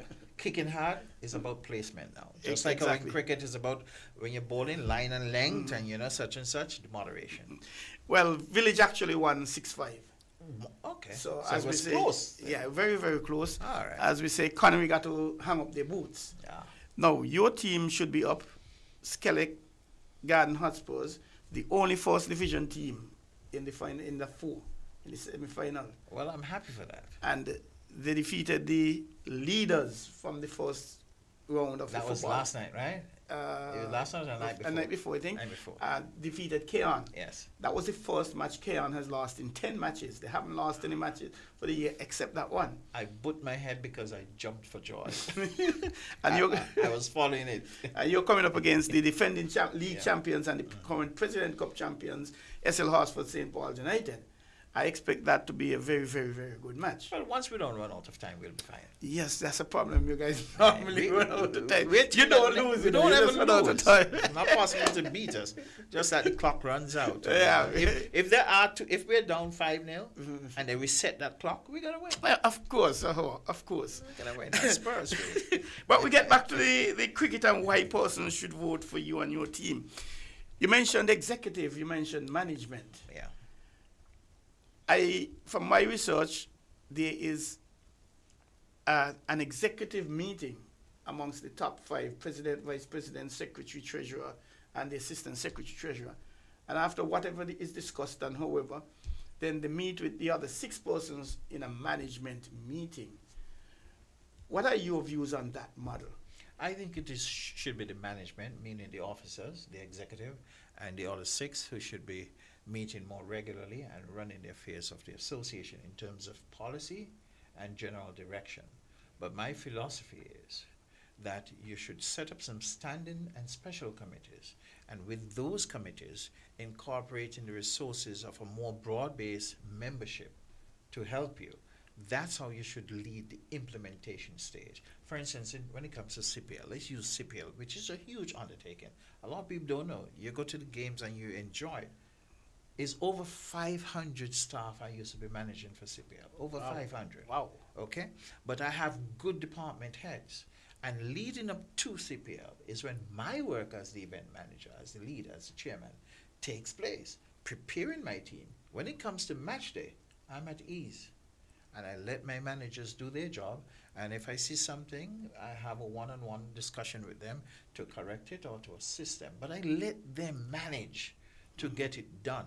And you have to be more broad-based, coming back to what you've asked, to manage this cricket association. Because the Constitution actually says that. It is not the executive, the 5, who's supposed to be running things. It is the management, those 5 plus the 6, who should be meeting more regularly to determine the direction of the organization. The model that is being practiced, I don't subscribe to that at all. The 5 meet and then after they've discussed and agreed, then they meet with the 6. No. I believe the electorate, they vote for all 11, and the 12th member is a member of the St. Kitts Cricket Umpires Association, who is appointed by the St. Kitts Cricket Umpires Association. But the members vote for 11 persons to manage and govern the affairs, administer the affairs of the Cricket Association and cricketers and cricket in the country. So I never ever, and cricket is not the only national association using that. Yeah. Football, they have that as well, and I just don't believe in that. No, what should happen is the other way around. When the executive meet, those 5 meet, there should be now, as a smaller group, coordinating the fine-tuning of the implementation. Not coming up with a policy direction and then going to management, because the Constitution speaks otherwise. So it should be the management meeting, and then it doesn't take all 11 of us to execute. So you take a smaller group now, which is why those 5 have particular offices to help guide the execution. That's how it ought to work. And that's how, if we're successful, it would work. From my little knowledge or understanding of the Constitution, elections should happen in the even year, and I think that is in Article 14, I think, 14, 15, 16, somewhere there, I can't remember. Yeah, 14.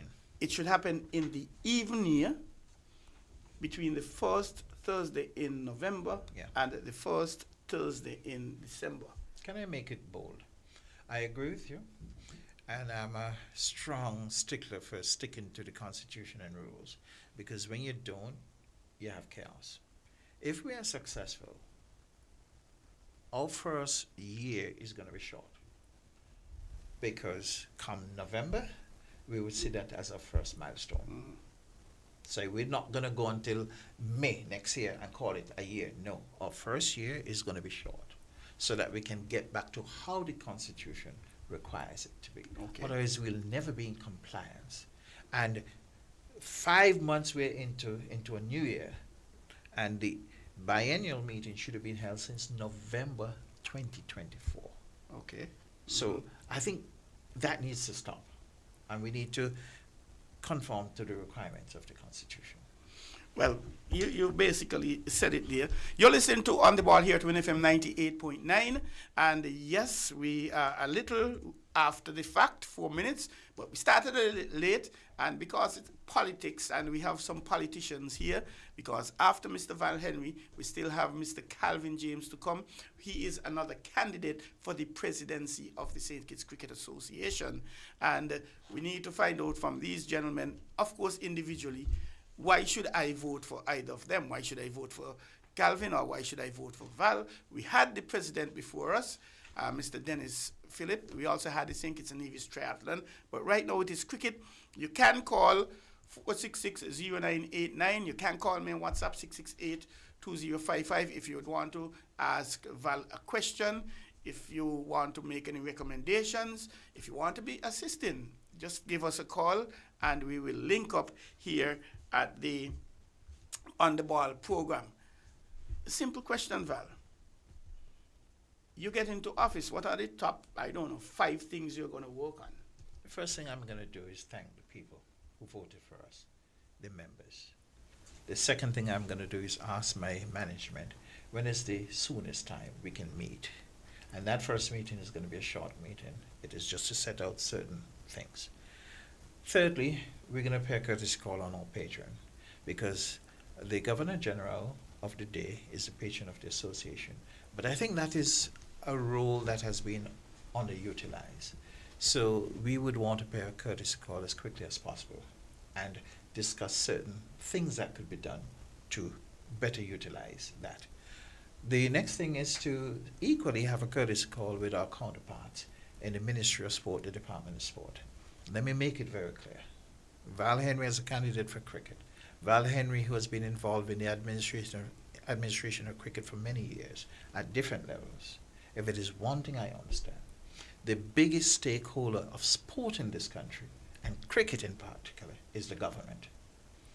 The Ministry of Sport has to be treated with greater respect as an equal partner in the direction to be taken for the development of cricket, especially if we are going to collaborate to do grassroots cricket, cricket in the schools, and even senior cricket.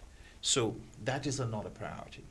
The next thing that would be done, and this would be done at first management meeting, I have already jotted down particular responsibilities for each of the management members. They're not just going to be management without any portfolio, so to speak. So I've already looked at their skills and abilities, and I've crafted out the different committees that they could lead. And it would be charge of them to go and set up those committees and begin the work in establishing a framework. The other thing is, when they have done that, within 6 to 8 weeks, but preferably 6 weeks, I now want us to convene another meeting of the membership to say, this is our plan. Can you criticize it? Can you critique it? Can you give us your feedback on it and tell us if this is the direction you want us to take your association? Because, The last time we attended a meeting of the St. Kitts Cricket Association was at the last election. April 23rd, 2023. And the last time we attended a meeting of the Cricket Association before that time was the election before Oh, that. 2021. That has to stop. The Constitution also calls for annual meetings. So we would make sure there are annual meetings of the association. My hope is at least 3 times a year there can be a general meeting of the association, because there's a vast amount of resources of our membership that we can draw from different things we want to do. But more importantly, they are our bosses. Shouldn't we be reporting to them? Of course. Especially when it comes to taking tough decisions. Give you a tough decision, a big decision.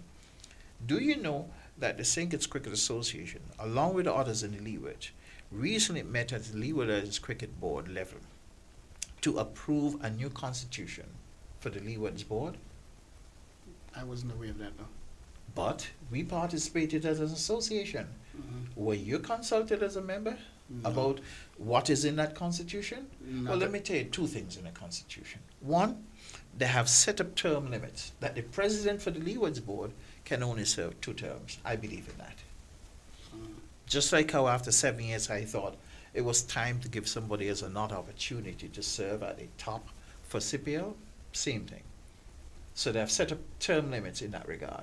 They have also extended, I'm not necessarily a fan of it, but I understand why, the term from, I think it is 2 years to 3 years. I could understand that. Okay, I'm not at great variance with that. But the point is, here's it, we have a situation where our association participated in a meeting to approve a constitution to set 2 terms for the presidency. But our own president is seeking a 5th term. Something has to be wrong with that. And if in 4 terms, or 5 terms actually, so it's a 6th term he's serving, because he's been there since 2015, so that's 10 years. A term is 2, right? 2 years. So that's 5 terms. So seeking a 6th term, and in the first 5 terms you have not done what the Constitution says, which is deliver a consistent program of 2-day cricket, red ball, dressing your whites, a local league so that somebody could say they're a champion amongst the member clubs. If you haven't done it in 5 terms, you're going to do it in 6 terms? Perhaps. Okay, maybe 12 terms then. But that would not be me, because I would not be serving the 6 terms and the 5 terms and that type of message, which is why I made sure in our team I've incorporated younger brains and skills as potential future leaders. And some of those future leaders too would be given an opportunity to serve at the committee level. So that's a big difference. Well, we have an online listener, and he is, I think I'm at liberty, I can call him Montclair Samuel, known as Tito, from out of the Molyneux region. I know that person. A very good volleyballer. A few times Molyneux cheated off sadly. But I think he played some cricket. He dabbled in some cricket. He did. He is in Canada. Oh, that's where he is. And he says he's listening from Toronto. And his message is not my opinion. Val Henry, the right choice to go. And that is what Tito is saying. And he's saying good night to the chat room. And we know Zeke and others are listening as well. Montezuma over in Molyneux. Now, in terms of the technical aspects, and I like those ideas, the approach, because you have to let people know, well, hey, we are now in charge, whoever the way is, of cricket, even if you're being returned. And the isolation, and it really burns me that we haven't had a meeting for 2 years since the last election, and this is the next one. So this is the first time we're having. We only have meetings for elections. Elections. That's interesting.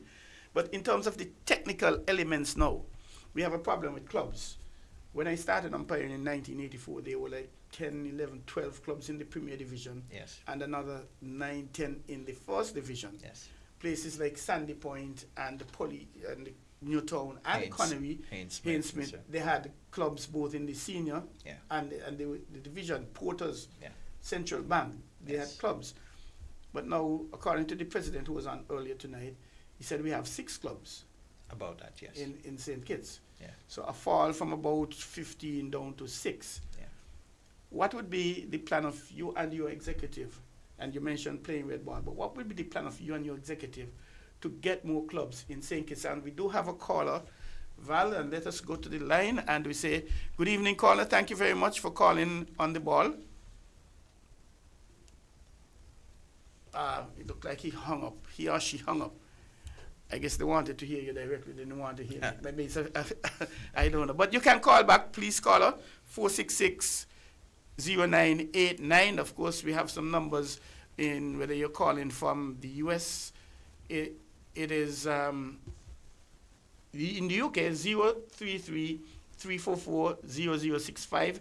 In the UK, you can call 033-344-0065. The USA, you'll call 718-285-6984, 718-285-6984. And from Canada, you can call 305-921-4619, 305-921-4619 from Canada. Please do call back. We want to hear your voice. We want to hear your ideas, which direction you believe cricket is going, has been going, I don't know. But in terms of the clubs, I was asking, what are you going to do? What is your team going to do? First, let me answer you this way. As I said, there will be a suite of committees. There will be a committee for training. There will be a committee for membership development, which is where the clubs are for. There will be a committee responsible for finance, fundraising, sponsorship, etc. But let me go back to the committee dealing with club membership and cricket operations. When I became secretary in 96 or thereabout, right? The first thing I did was rely on the secretary before me, Austin Williams. And I think I used to bother that man so much that he used to perhaps wonder, why is this man bothering me? And also Carl Wies-Leibert. I haven't seen Carl for a while, but I always credit Carl Wies-Leibert, who would always counsel me and guide me and would always be there for me to ask questions for direction and support, because he is and was far more experienced than I, and he was heading a cricket club, Hainsmith. He was big in Hainsmith at the time, right? And even when he didn't agree with actions that I was taking, he would give me advice and I would turn to him. So I always quietly, this is the first time I'm saying it publicly, I always, whenever I'm talking about my service in cricket back then, remember Carl Wies and others, including Kamish. Now, why we don't have the club numbers that we had? Because we were not playing cricket.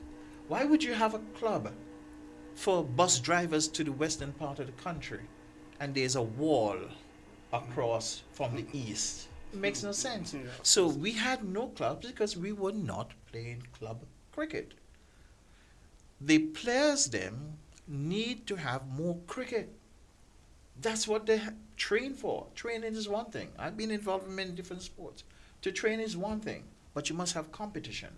To implement what you're training with? So the clubs need, one, games, cricket. The clubs need assistance in terms of sponsorship. The clubs need assistance from that sponsorship to gain the necessary gear that they require.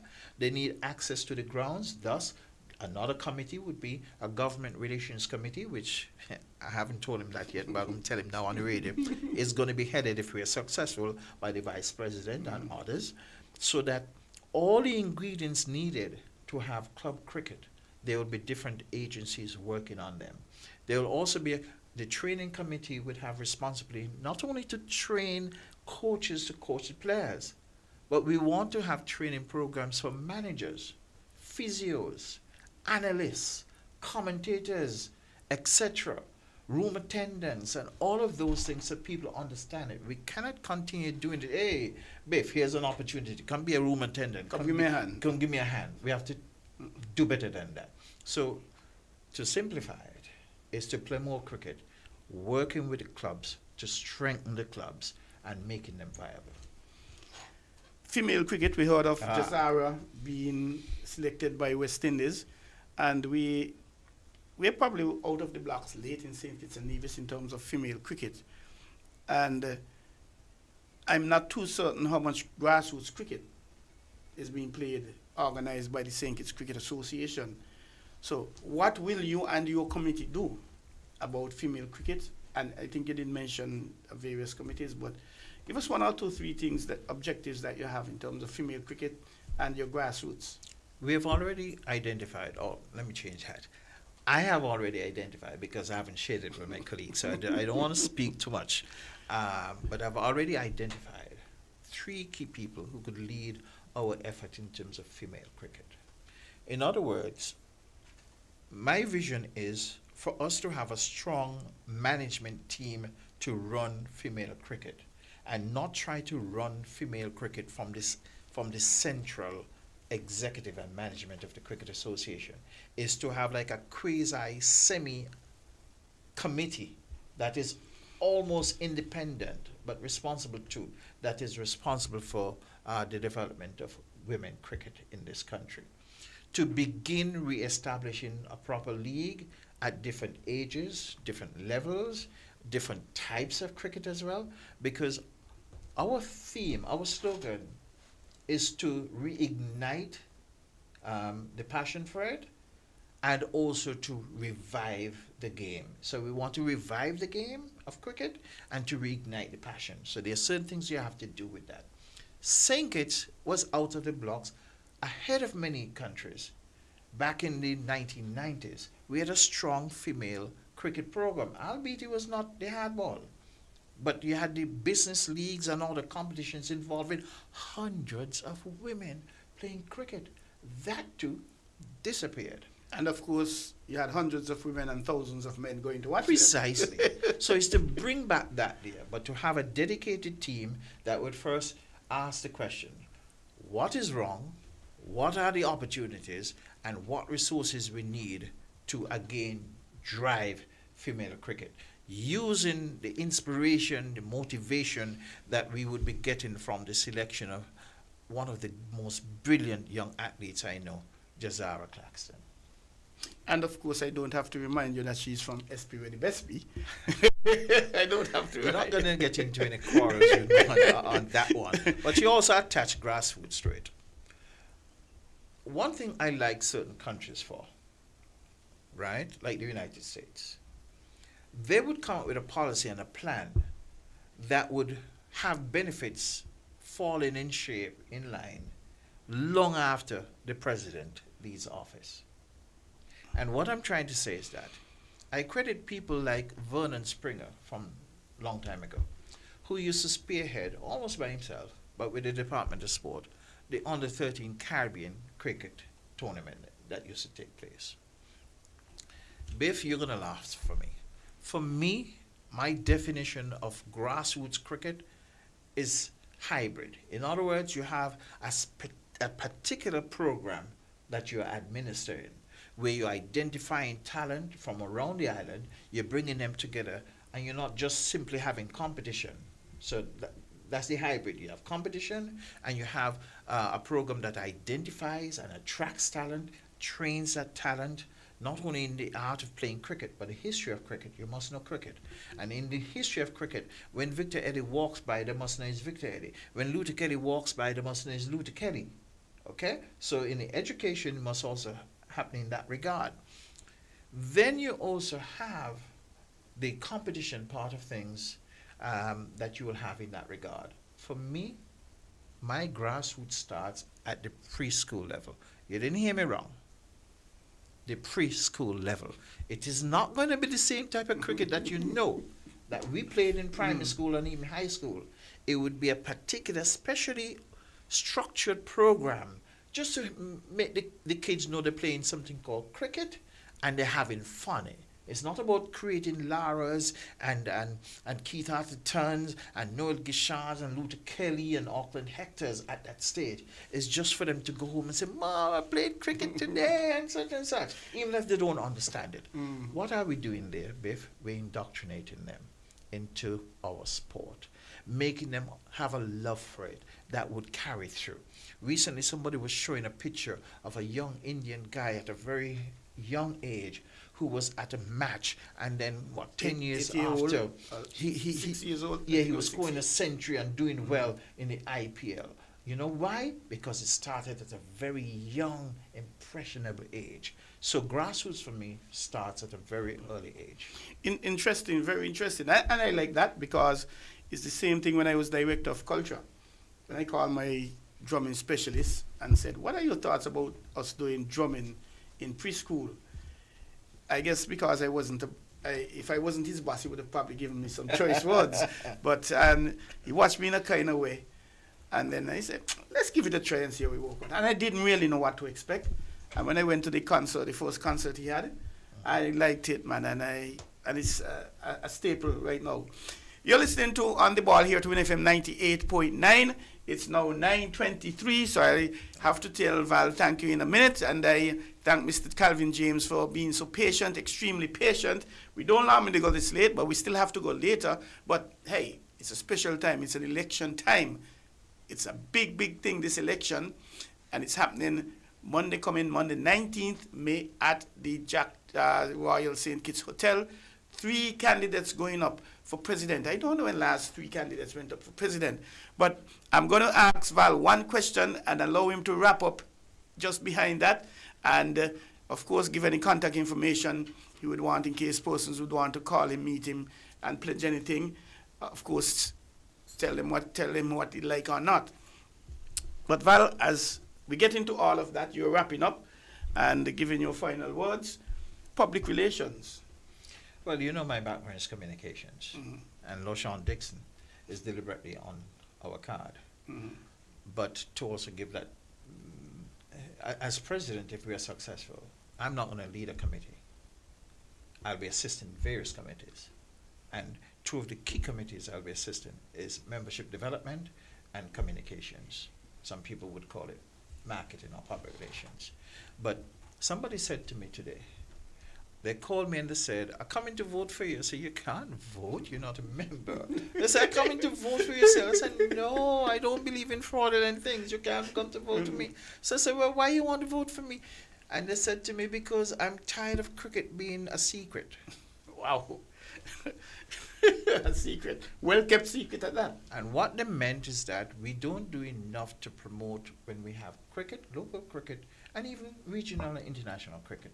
People say that sometimes they don't know cricket is happening at the park. To be honest with you, Lulu of all persons. yeah, who is a big fan. Of course. So, as part of our plan is to have a very robust public relations program, internally and externally.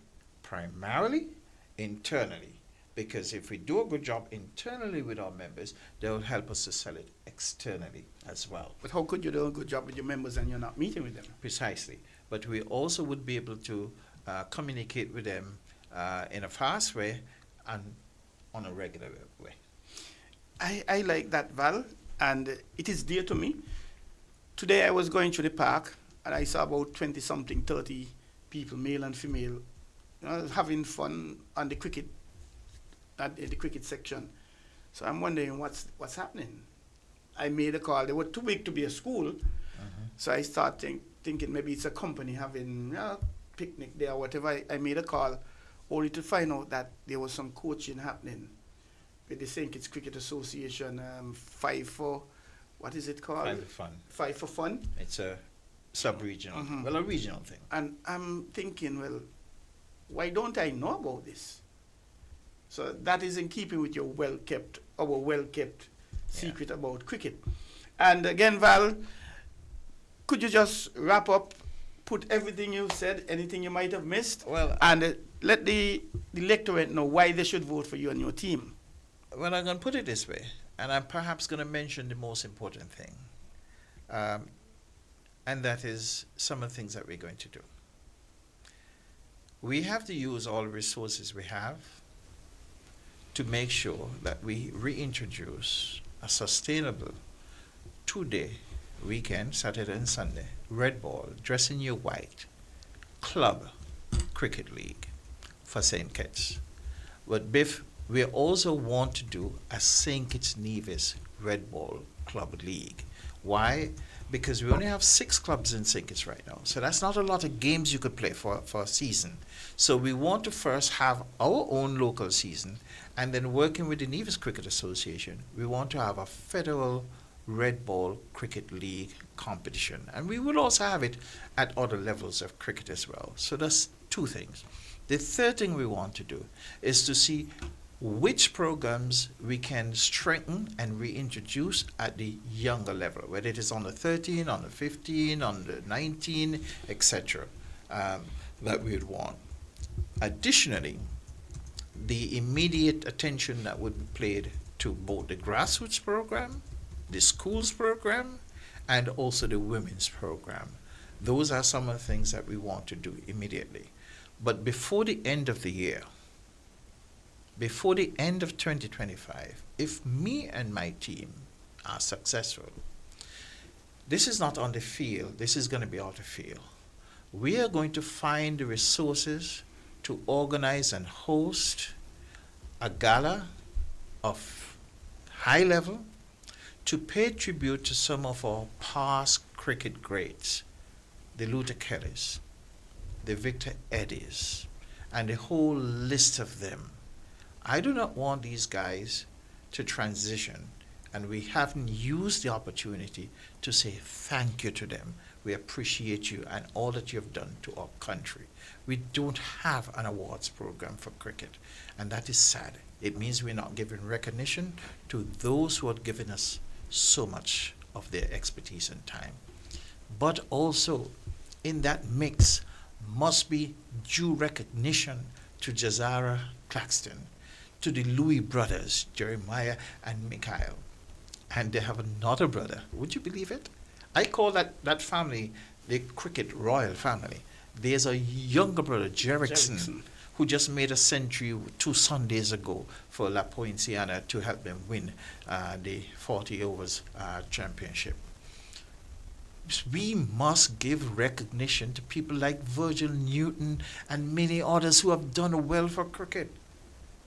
So that would be one of the early things that we'll want to do before 2025 expires.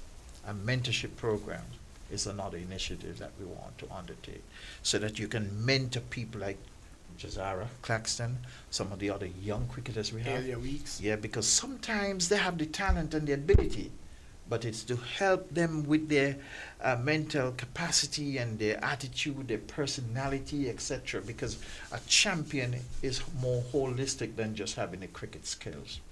But all of that won't happen unless my team, we are elected next week, Monday, when the Cricket Association hosts its biennial general meeting at the Jackdaw Hotel at 6 o'clock. I leave you just with 2 questions. If you are a member of the St. Kitts Cricket Association, I want to leave you, and if you're a fan, with just 2 questions. Are you presently happy with the state of cricket in St. Kitts and the state of affairs of our association? And if you're not, do you think the present leadership can make the change that is needed? A change that they have not been able to do in the past 10 years after 5 terms. Do you think they may get lucky in the 6th term and make it possible? If your answer to both is no, then I ask you to give my team, which is very experienced, an opportunity to make a big difference. Thank you and good night. Boy, Val, before you go in, you're encouraging me to go and get children to be part of your programs. And I like the mentorship part and the recognition. And of course, I can't help but plug Mr. Andrew Weeks, the late Andrew E. Weeks, the first umpire from the Leeward Islands, and the only one after 40 how much years? 42 years. He did his first test match in Antigua and Barbuda Recreation Ground against India in 1983. We haven't produced a test umpire yet. And we've had 2 or 3 Leeward Islands recognition program, and Sir Vivian Richards was one, Sir Andy Roberts was another, and there is no room, no thought about an umpire. And I gave a joke today at a meeting. the association, not St. Kitts Cricket Association, let me put that. This group put on a splendid program for umpiring in for a cricket match. They went out to do the task, and everybody looked around. We are the umpires. Everybody, everybody forgot the umpire. And we thank you for being here with us. And we thank you, the listeners, and for your comments. And we wish you well at the polls. Hope that the better team would win. And quite an interesting program you have, Val. And we look forward to you being here again in future. Well, of course, I suspect you will be. In what capacity, as president or not, we won't know until Monday. If we're successful, this would be my first interview. Okay, I appreciate that. I like the sound of that. Thanks a lot, and good luck to all all your team, and thanks for being with us on the ball. This is a special edition, ladies and gentlemen. Perhaps we should call it an election edition, because all right now, so I'm home at 9:33, wrapping up and doing crossing legs and doing all kind of things. But guess what? We're not finished as yet, and I'm hoping my producer, he is working with me. I see him. It doesn't look like he's vexed with me, because we have a third candidate who is running for the St. Kitts Cricket Association's presidency. Stick and stay. Don't go away. We'll be back after this very, very, very short break. And I thank you for being with us so far. And I ask you to stay with us just a little bit longer. Thanks a lot, and we'll be right back.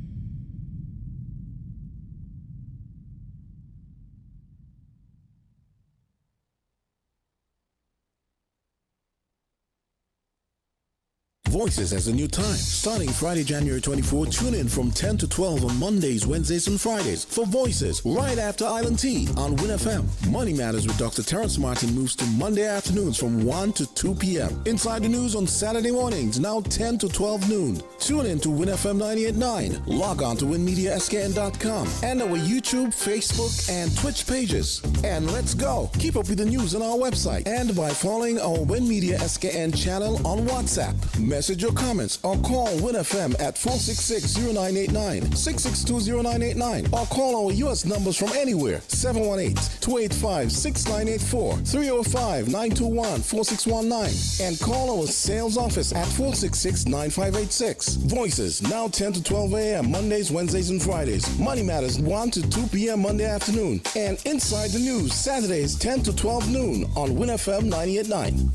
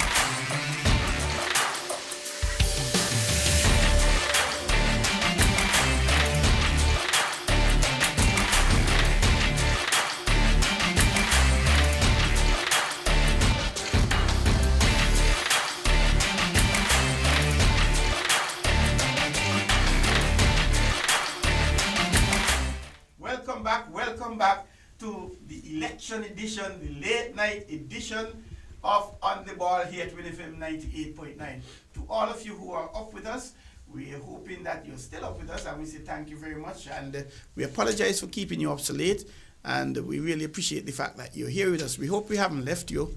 You haven't left us. We hope that you're with us because, of course, with any elections, you need to hear all sides of the stories to determine who you're going to vote for, who you're going to convince whoever to vote for, and we appreciate that.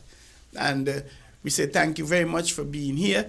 We're now at, 14 minutes to 10, and normally I'm home relaxing and banging a glass of milk or juice or something, but we have with us, and my producer, I guess he doesn't have an issue, so he's giving me the thumbs up to continue going. Could we go until midnight, sir? Hey, no or problem. 11:30? Kidding, I'm only kidding. But it's good. It's the first time we're having this, the first time I'm doing it, and it's the first time we're going into election, I believe, and On the Ball is our own sporting election. So we're going to now have our third and fourth and final guest for the night, who is the third and final candidate running for the office of President of the St. Kitts Cricket Association.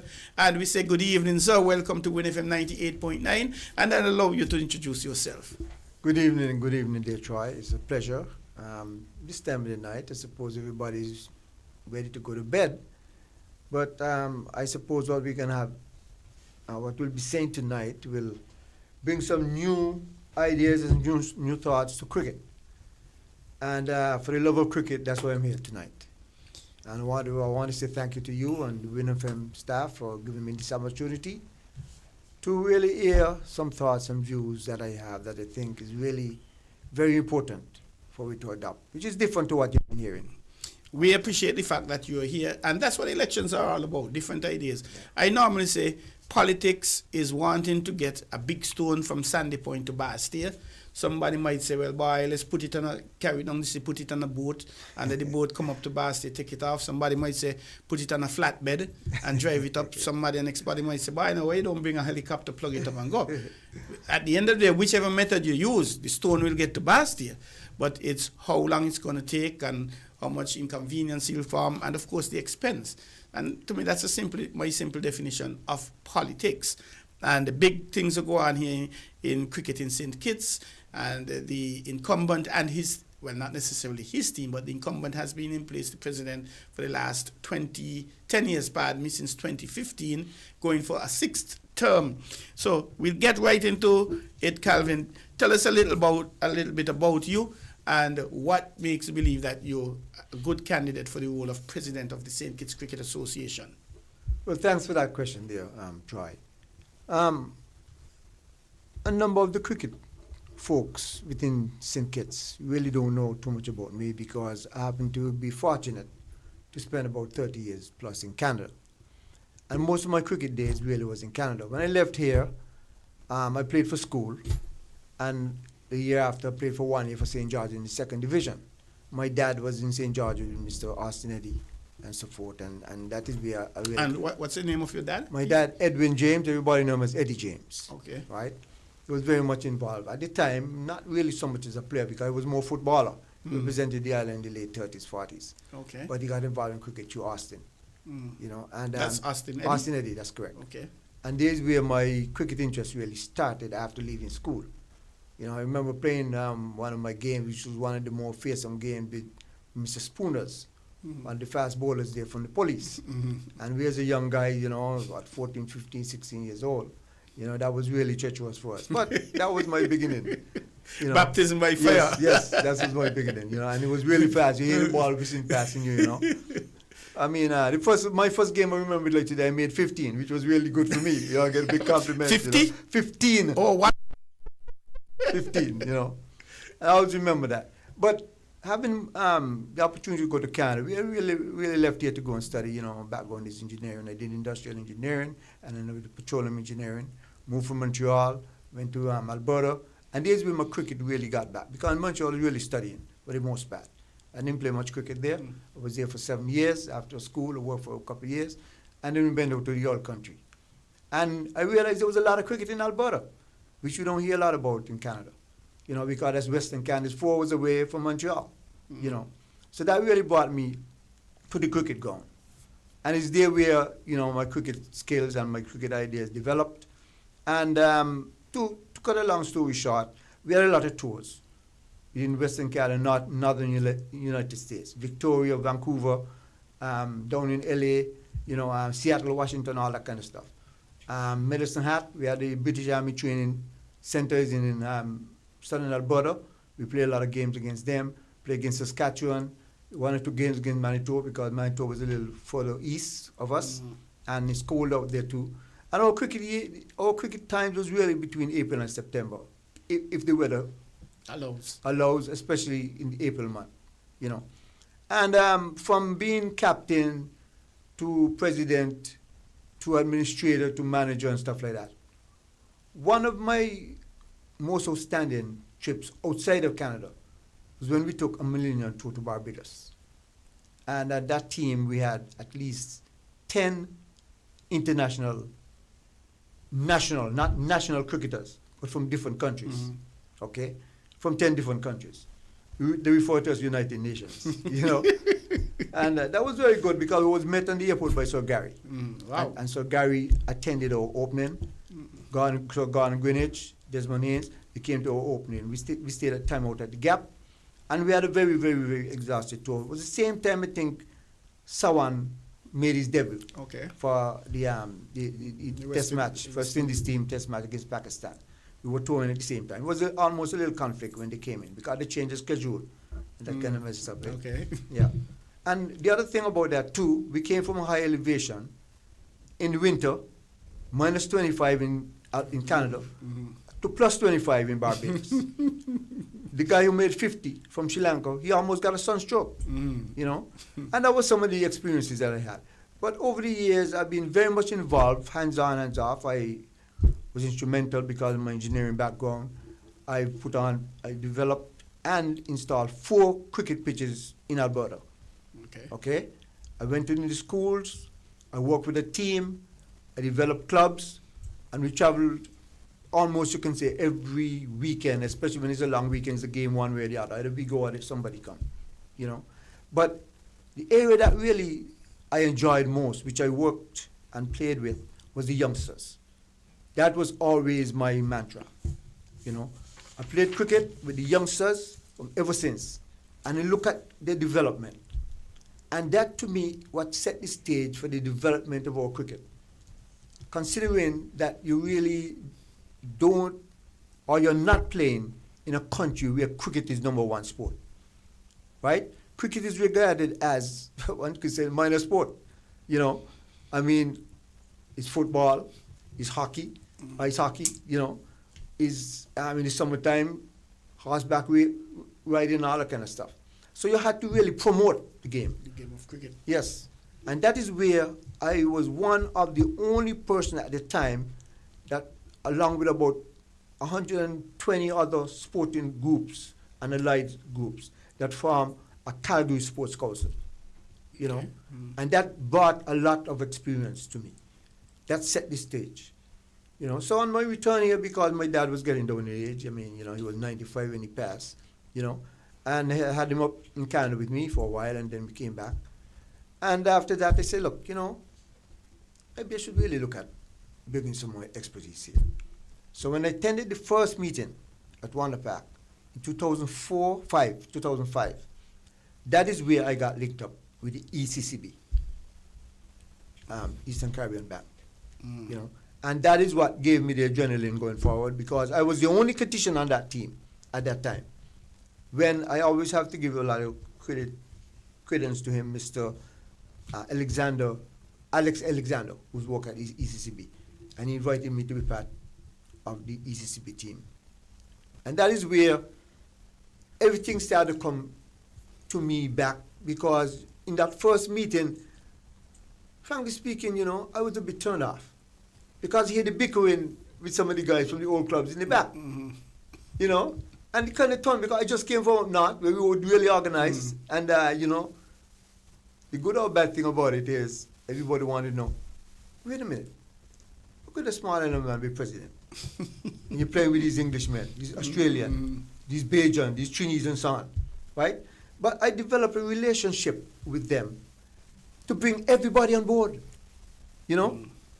And that was such an invigorating thing. We had a business league, and we had up to about 15 clubs at one time. Oh, that's you know, good. and the business league played on a Monday night. At that time, you know, there were no T20 like what you have today. And we were playing 20 over games. Okay. You know, and that is where my experience really started, developed, and I brought a lot of that here. But unfortunately, I think it was King Shortshaw sang a song saying that a man is not a king in his own country. Correct. These things happen, right? And I've been here, and a lot of folks don't know what my contribution is to cricket. I met Jerry Louis Sr., which is Mikhail and Jeremiah and Erickson's dad. I met him with ECCB, and from ever since we met along with Alex Alexander, we became friends. Because he's from Dominica, and by the way, my dad was born in Dominica. I think that was something we shared, you know. But putting all that kind of relationship aside, I believe we had a synergy where we started to move cricket forward. And to fast forward, we had 39 youngsters at the Basti High School grounds that was playing cricket twice a week. That, to me, says a lot. I developed a program. Jerry was the one that going on to have them physically fit. Running around the park 2-3 times. I observed them, I put my notes, I made a recommendation, and then I started giving them the coaching that I had, right? We had some little setbacks because, you know, we tried to use the academy at one time to get used to one-on-ones, playing straight and all that stuff. I went to Mr. Dave Connor, you know. That was way back. Yeah, that's what that's to show you. That was way back, I'm telling you. This week we went to Dave. Dave sent us over to Mr. Keith Atherton over at the academy. Tried to get the youth to use at the academy. We couldn't get it because he was busy with the other guys, right? So we had to make use of what we had. However, over that period of time, the juniors that we had was leading in the second division 2 years in a row. Okay. Until we started to, come with a challenge.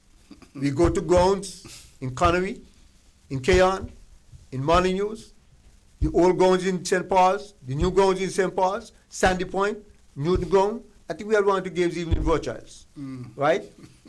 You mean and several times during those 2 years, no umpire, PJ prepared,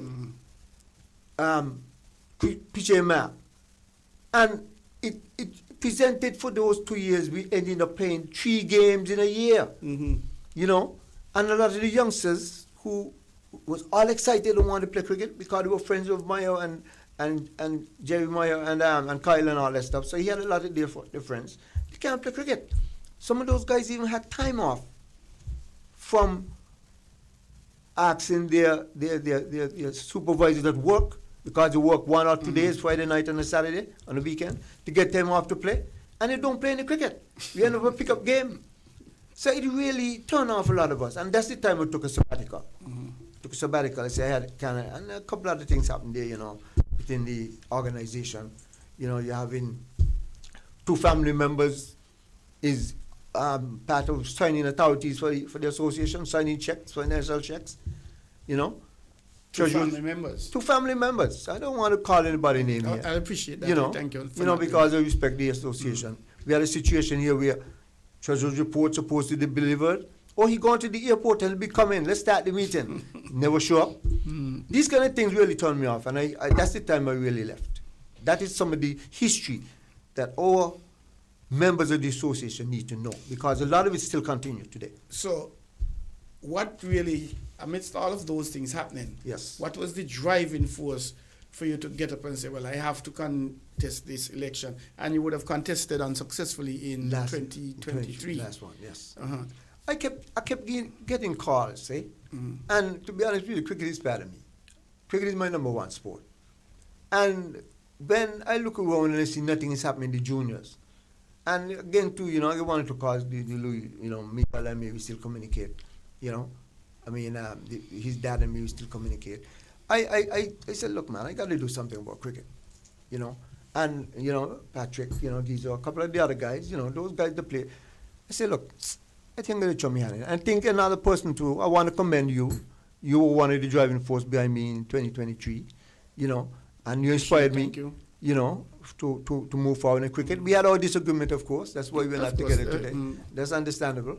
But the main factor is that for the love of the game, and when I saw what has been happening in cricket, I said, no, I have to come out and say it. So I started speaking out. Nobody else was speaking out about the issues, you know. You know that, you know, Troy. Yes. A lot of the lone voice incidents that happened with the Constitution is the problem. None of my candidates, my colleagues who is running for the election are addressing the issues. You know, I mean, we could get into it later. But to me, the Constitution is the guiding force of the association. All times. And we always brushing it over. We sugarcoating it. Oh, we do this. Oh, we're going to do that. And that's what you're hearing. You know, you're hearing the same thing from the incumbent, and you're hearing the same thing from the one who's running with him. We got to run this thing. Oh, all of us have all this experience. Look, cricket is a game where you have to reach people. You have to be all inclusive. We have not had an annual general meeting since 2014. 2015. Right? Since 2015. Okay. The St. Kitts Cricket Association was incorporated in November 2014. Right? We have not had an officer that is certified to open the books of the St. Kitts Cricket Association. Since 2015, we're talking like 10 years. All right. Look, guys, I'm not trying to exaggerate anything here, right? I'm letting you know exactly. November 24, 2014 is when it was registered in the High Court registry. The document here for the Constitution. I understand, I heard you saying earlier that they have something like over 101 new members. Last election, there were 48 individual members, and the 5 clubs that voted each had 2 members, so that the voting strength was 58. However, one of the individual members left, so it was reduced to 57. But this year, 101 new members. Plus 57. Well, the president said earlier he was on at the start. He said there are 6 clubs. So it's an increase of 1 club from 2023. There were 5 in 2023, and there are now 6 clubs. Police have rejoined the ranks, along with the 5 who were there in 2023. And at least one of the 48 has passed, is deceased. At least one member of that 48. So I know it has gone on to 47. How many more, I'm not certain. Okay. So we look at the membership to be over 150. Yes. Let's say that, right? Exactly. That's the current membership. Correct. But the 101 that recently registered, right? Certificate has been approved. Application has been approved. Correct. Okay? Do you know if the 101 had paid the fees before May the 8th, which was the cutoff time? I don't know how many of them would have been. That's the question that has been asked. Has the members, new members, paid the fees by the 8th of May? If not, could they pay the fee now because they've been accepted? Right? That's a question I didn't ask the president, but it was a very good question to ask. We will get answers to that. Let's leave it like that. I just put it out. No, it's a very good question, right? And I didn't ask him. Therefore, in the event that they have to pay the fees, at the 8th, is that legitimate? Based on, well, I can't even say based on the Constitution, because the Constitution is specific that your membership fee should be paid by the end of February. Okay. All right. And so everything is being unconstitutional. I'm asking this question, because I'm trying to show whether or not this election is both. Well, in truth and in fact. And people will say that I'm causing confusion. No, but based on the Constitution, it is not. Okay. The all right. Constitution is clear that the elections of the St. Kitts Cricket Association must be held Okay. between the first Shall. Thursday. Not Shall, okay. Shall be held. Shall be held. The Okay. first Thursday in November Yep. and the first Thursday in December. Thank you. In the evening. That's right. So we should Okay. have, and the other candidate, Val, Yes. he referenced that Okay. election should have been last year.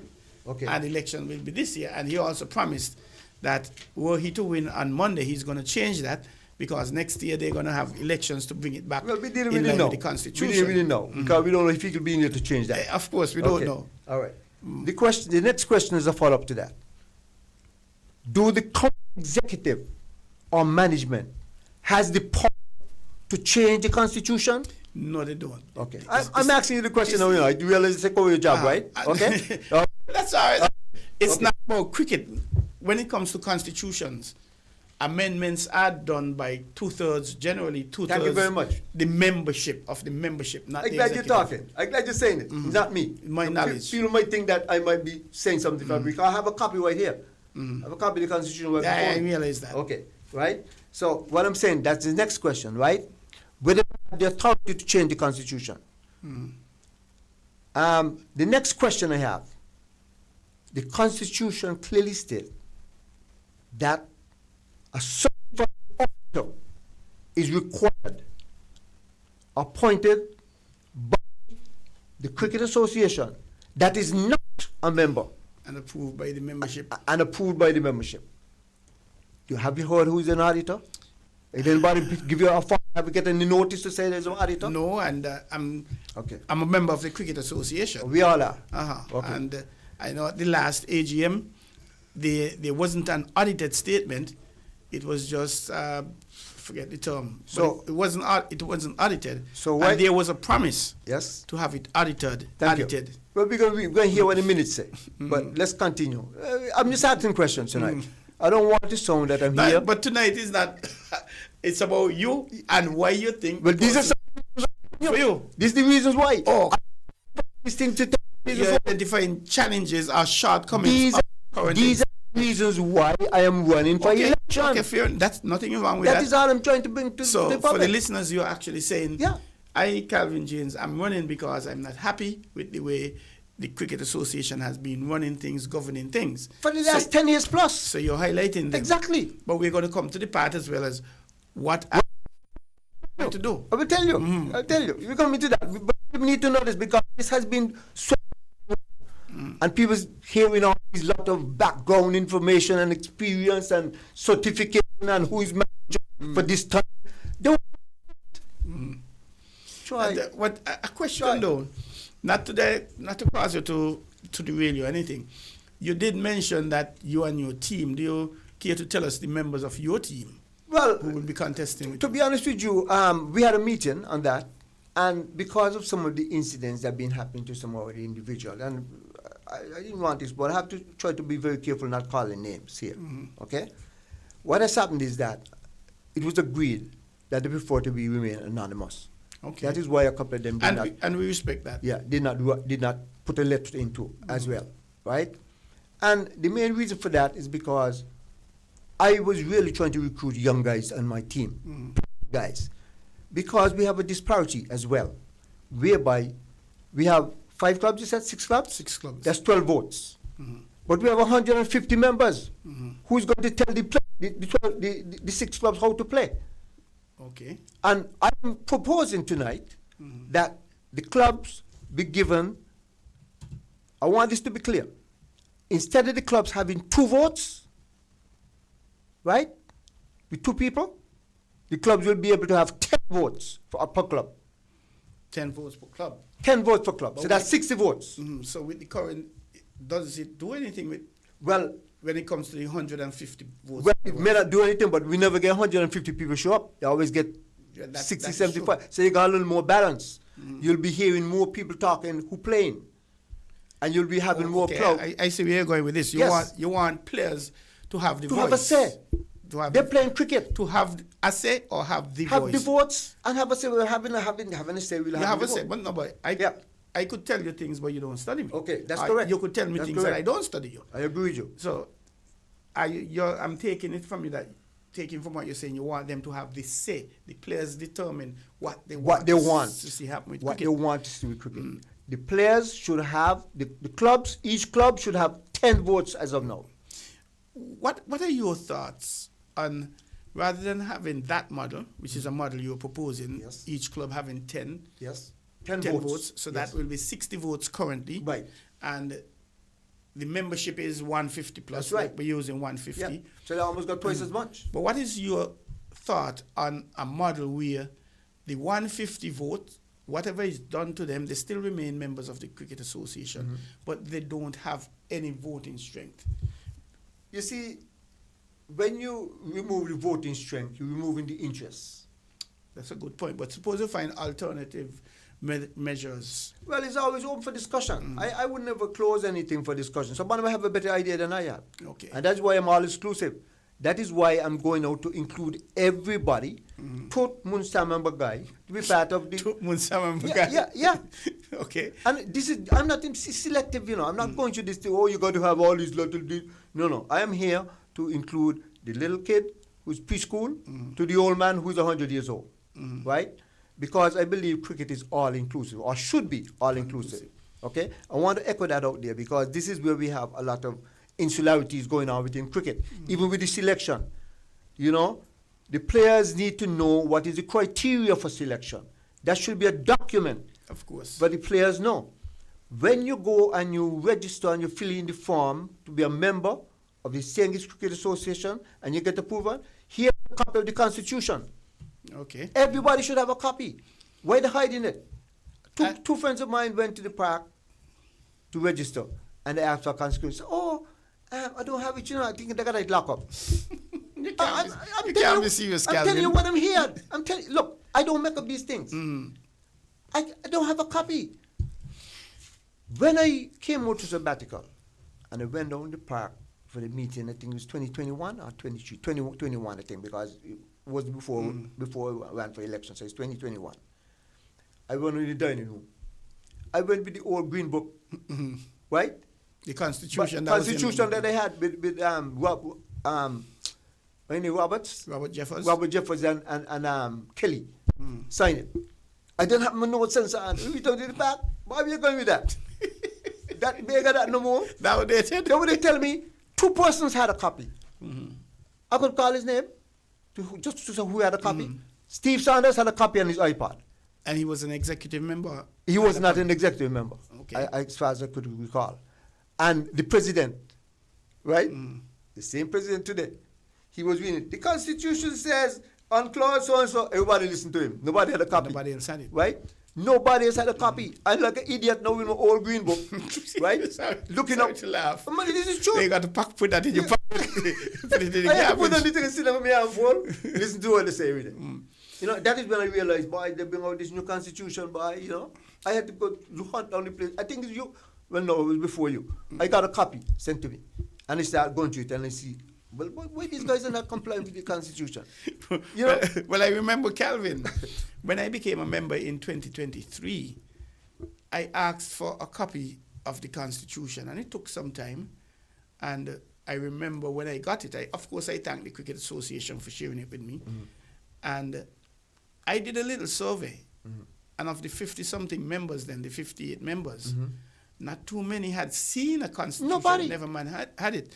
So I remember I shared it with all 58 members. So if persons had it before, they'll get it a second time. Yes. And it was to err on the side of caution, assuming that none of the 58 members had a Constitution. The thing is, and I think it was, well, Dennis did say tonight, the president, Yes. that they're taking model from the Canada Cricket Associations, and your Canada coming again, Cricket Association, and I think Ingle Leibert, who is a Kittian, he's instrumental. Yeah, in he's Canada. part of it. Yeah. And one of the things he did say was, on the website of the Canada Cricket Association, they have the Constitution. Yes. And I believe in that. I believe even somebody who ain't got no interest in cricket supposed to be able to go to the Cricket Association. Let me not use cricket.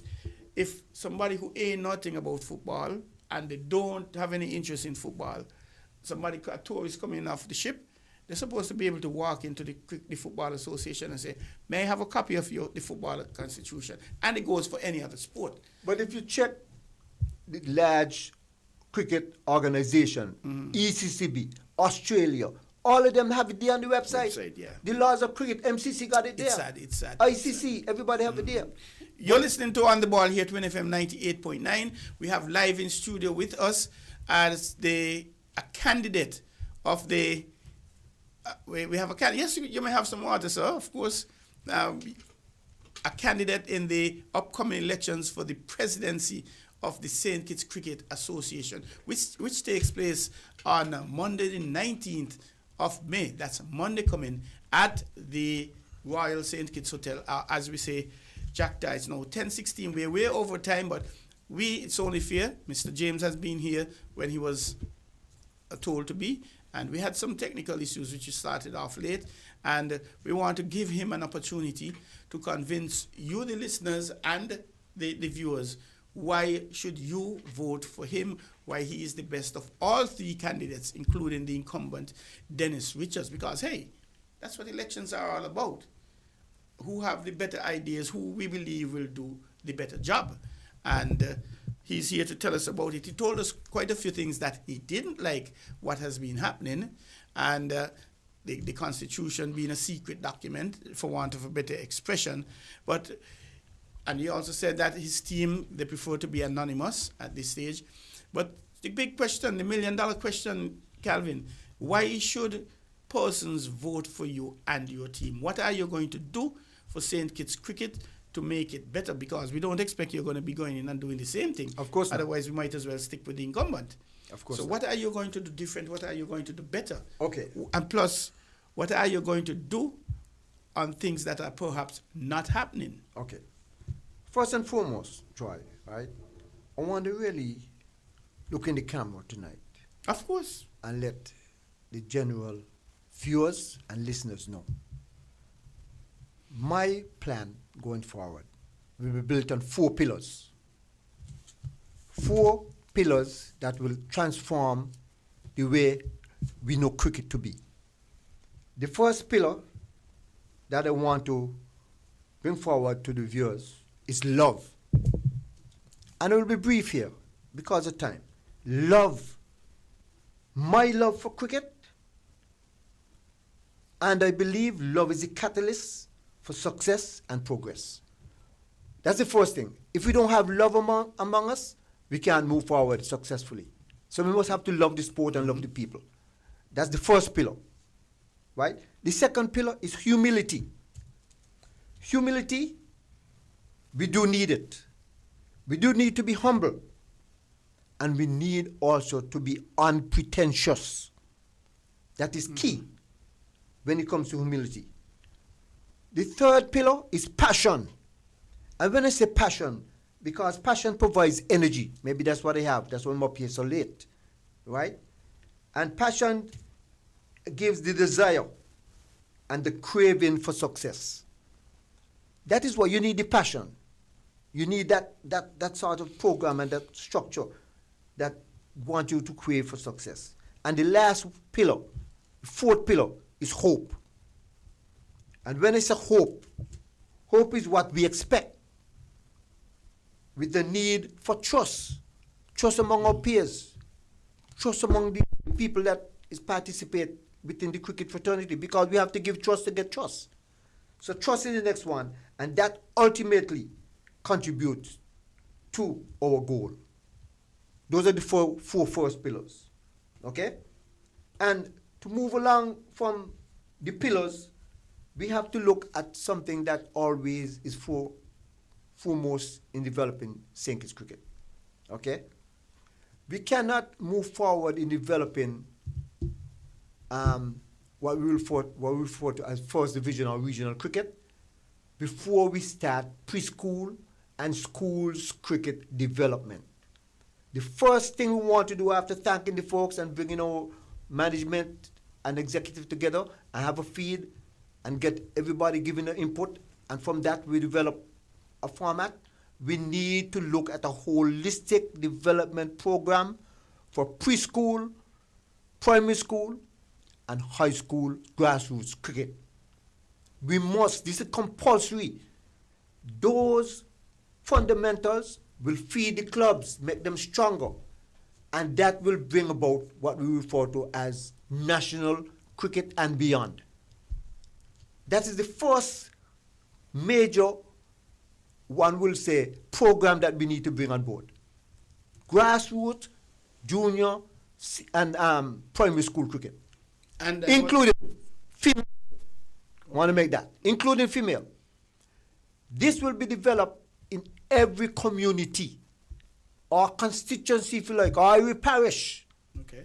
Whereby the team of persons around me, and let me just pause here for a moment to bring about what leadership is. Leadership is not for you to come with a team and think you're going to get a team and people vote for you. Leadership is for you as the leader to develop a team. Okay, that's a nice way to put I it. believe strongly if you're a leader and you're being given 8, 10, 11, 12 guys to work with, you should be able to be creative enough, harmonious enough, smart enough, inclusive enough to say, hey, I could work with all of you. Come guys, let's talk. This is my plan. I have a draft. We meet. John, what you think about plan? Harry, Mary, John, this is my plan. Right? Tell me what you think, guys. Let's see if we can make this work. Not like I don't start before time. Oh, this person going to do that. This person. No, that's colonial. That's the way they used to do before. Okay. They're in the past. I'm bringing something different. We want people to say what they would like to do. Harry, tell me something. You're a carpenter, right? I can't put a carpenter to do accounting. So tell me. When you want the carpenter What you would like to do. Okay. Tell me what your interest is. And when Harry tell me what his interest is, in a forum with all of us talking, Then you fit him in a then you college. fit him. That is how you do. That's the new business model. Then the old colonial days is nonsense. But you made a point about grassroots cricket. Yes. And Val Henry, who is also another candidate who Yes. was here before you, he did mention that as well, playing cricket in the grassroots. But we're not seeing that. And I did reference when I was director of culture, we took drumming down to the grassroots level.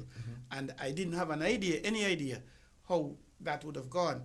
But my philosophy is bending the tree when it is young. That's right. And the younger the tree is, the easier Easy it to is learn. bend. Easy for them to accept. Easy for them to follow the rules. When a guy reaches 20, 21 and he batting cross bat, it's difficult to train him. Train him while he's It's young. fundamental. It's common sense. But you also mentioned something about club development and Yes. things like that. Yes. How are you going to go about it? Because we've gone from a period where, back in 1984, when I started umpiring, we had 10, 11, 12 clubs in the the first division, and in the second we had 9, 8, 9, 10, 11. No, I don't think we had as many as 11, 8, 9, 10.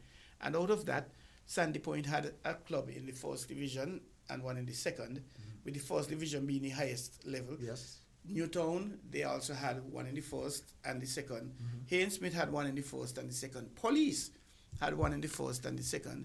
And in places like second division, you had Central Bank that you made reference of.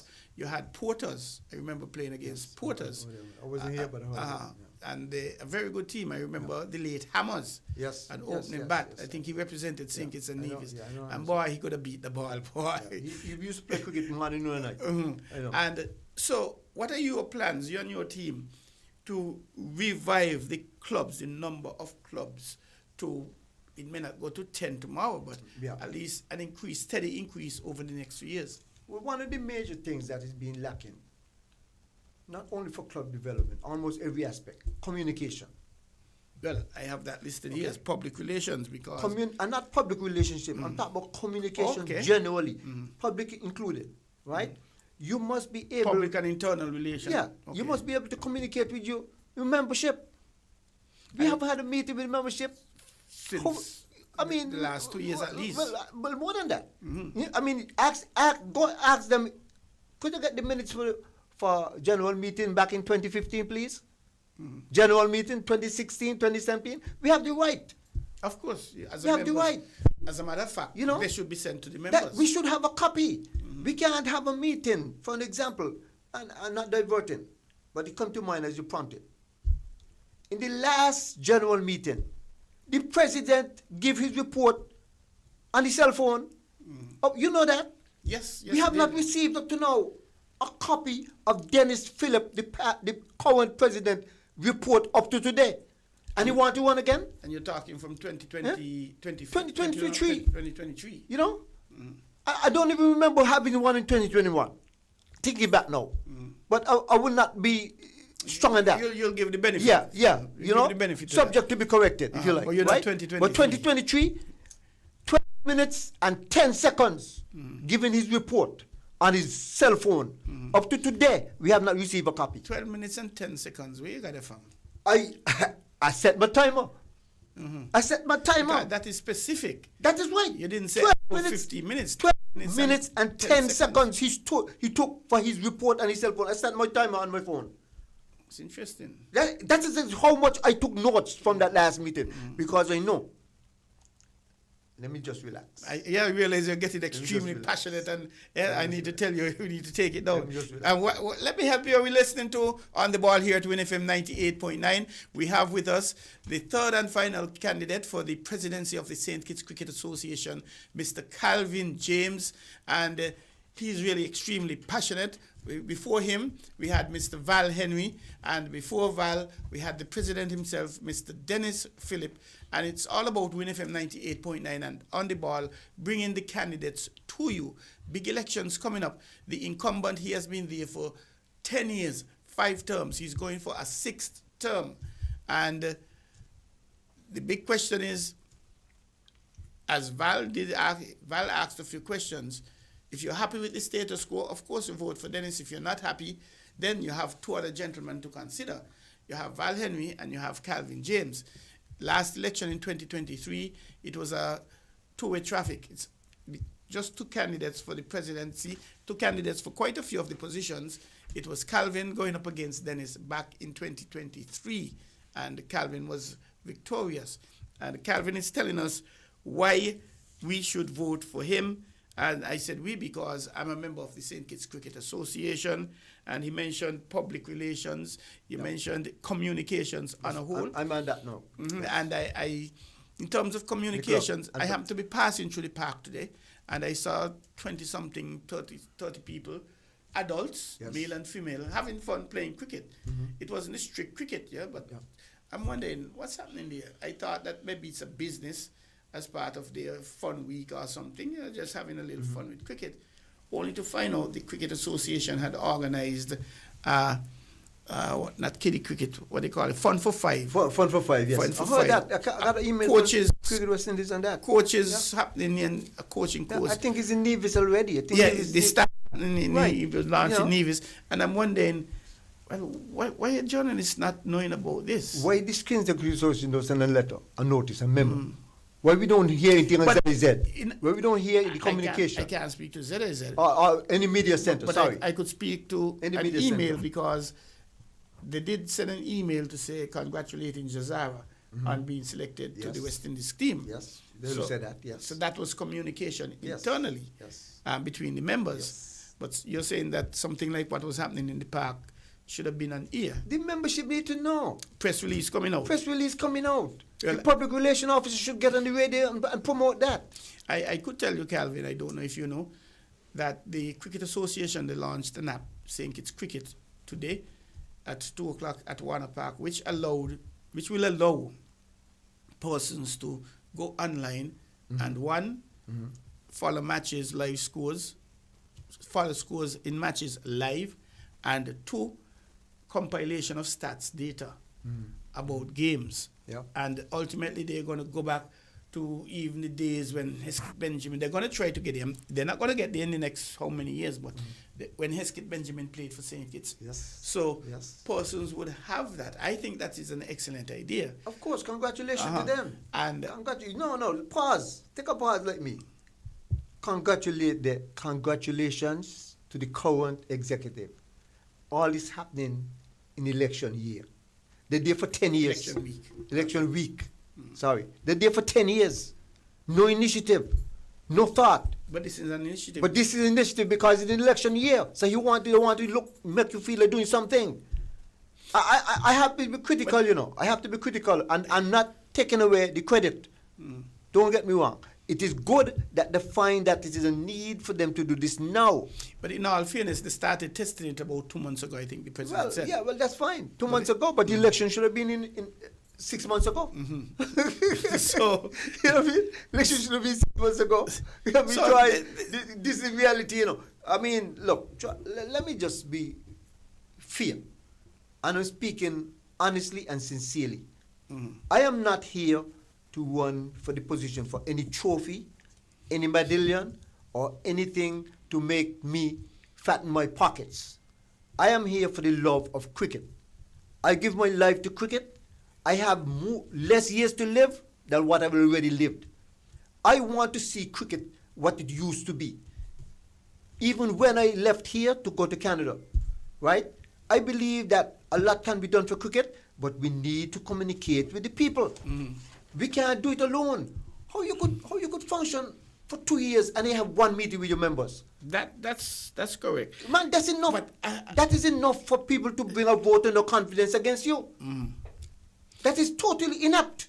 That is against the Constitution. Don't let us slide over it, please. This is a serious matter. When you have people in managing an executive of the St. Kitts Cricket Association not giving any report to the finance, not be transparent, moving the election date, these things are serious matters. You're talking about breaches of the Constitution. Breaches of the Constitution, of course. You know, these serious matters. I mean, I don't know how anybody could look at it, how we could look in the camera and say, vote for me. And he bringing all of these things and he wants things to continue. And he sit, come on, man, sugarcoating this thing. So you're saying that you believe that you're the best man for the job? Well, I'm not saying I'm the best man. I want the people to say that. Oh, okay. By their votes. The people will determine based on what I'm telling them. I am speaking truth tonight. Ladies and gentlemen, I am speaking truth tonight. And facts, because I do not have anything against my opponents. What I'm saying, both of them are the same. You vote for Dennis, you vote for Val, both of them are the same. One is sugar-coated, looking nice, and the other one has done a lot of unpleasant things for cricket. And I'm speaking it frank and candid. That is it. I'm from the ghetto. I'm from Central Bastia, by the way. You know, Sandy Point is where the best be. I am from Central Bastia. A ghetto boy, still a ghetto boy. Okay? And I want to bring something that is enriching to cricket. We all people have that opportunity to participate and give ideas, because I don't know it all. So I'm reaching out. Okay? You can get my number directly anytime. Oh, give it. This is a good point. Hey, Give it. call me at 667-2367. 869 is area code. All right? I'm willing to talk and with you. Okay? That's one thing I'll say. Calvin, I'm going to ask you one question. Yes. And allow you to wrap up, because it's already 10:33, and my producer, he started watching me bad, and I do apologize again for the late start. Well, I know it and, is, I know it is. Just gotta make I do thank you for your flexibility. Today, cricket. Yes. That has been a sour point, a vexing point for Kittitian spectators, players, clubs alike. What are your plans to bring back to the cricket in St. Kitts? And as you mentioned that, like I said, you could give your whole wrap-up, try to convince the audience, the listeners, why they should vote for you again, you and your team. Well, and of course, repeat your number. The Tudor cricket again must be started at a young age, because the cricket has transformed in a business format. Cricket is a business, you know, big business. And we have to really promote it as what it is. So when you're going into Tudor cricket, you must have that from the foundation. So Tudor cricket, in my view, should be inculcated in schools. So when you reach outside of that, you already have the techniques. That is why we have a lot of problems in our T20 games, because the T20 games has not given us the fundamentals. So to change that, you need to have, I would say, a robust, and I'm going to say sort of aggressive, whatever it is, program for Tudor cricket. That's a must. You have to give incentives for Tudor cricket. You have to go to corporate St. Kitts and ask for sponsorship for Tudor cricket. You have to set up fundraising within the communities. You have to say, hey, a bake sale, For an example, you have to have exchange sporting events, footballers playing cricket, cricket playing footballers, basketball playing cricket, cricket playing basketball, and you have a sports day where all the sporting events in St. Kitts come together for a weekend or a day of cricket. That is one way to get people more involved in sports. That is one way for you to bring out and say, hey, boy, yeah, something happening in cricket. People get to know what's happening in cricket. We get to know what's happening in basketball. You can't stay here in your little cocoon and don't tell nobody nothing and put a little thing on the eat. This is another thing they're doing. Putting all the information on your email. What happened to the people who don't have email? What happened to the people who don't have Facebook? How they get to know? When they don't have an interview? You have the under 19 tournament recently.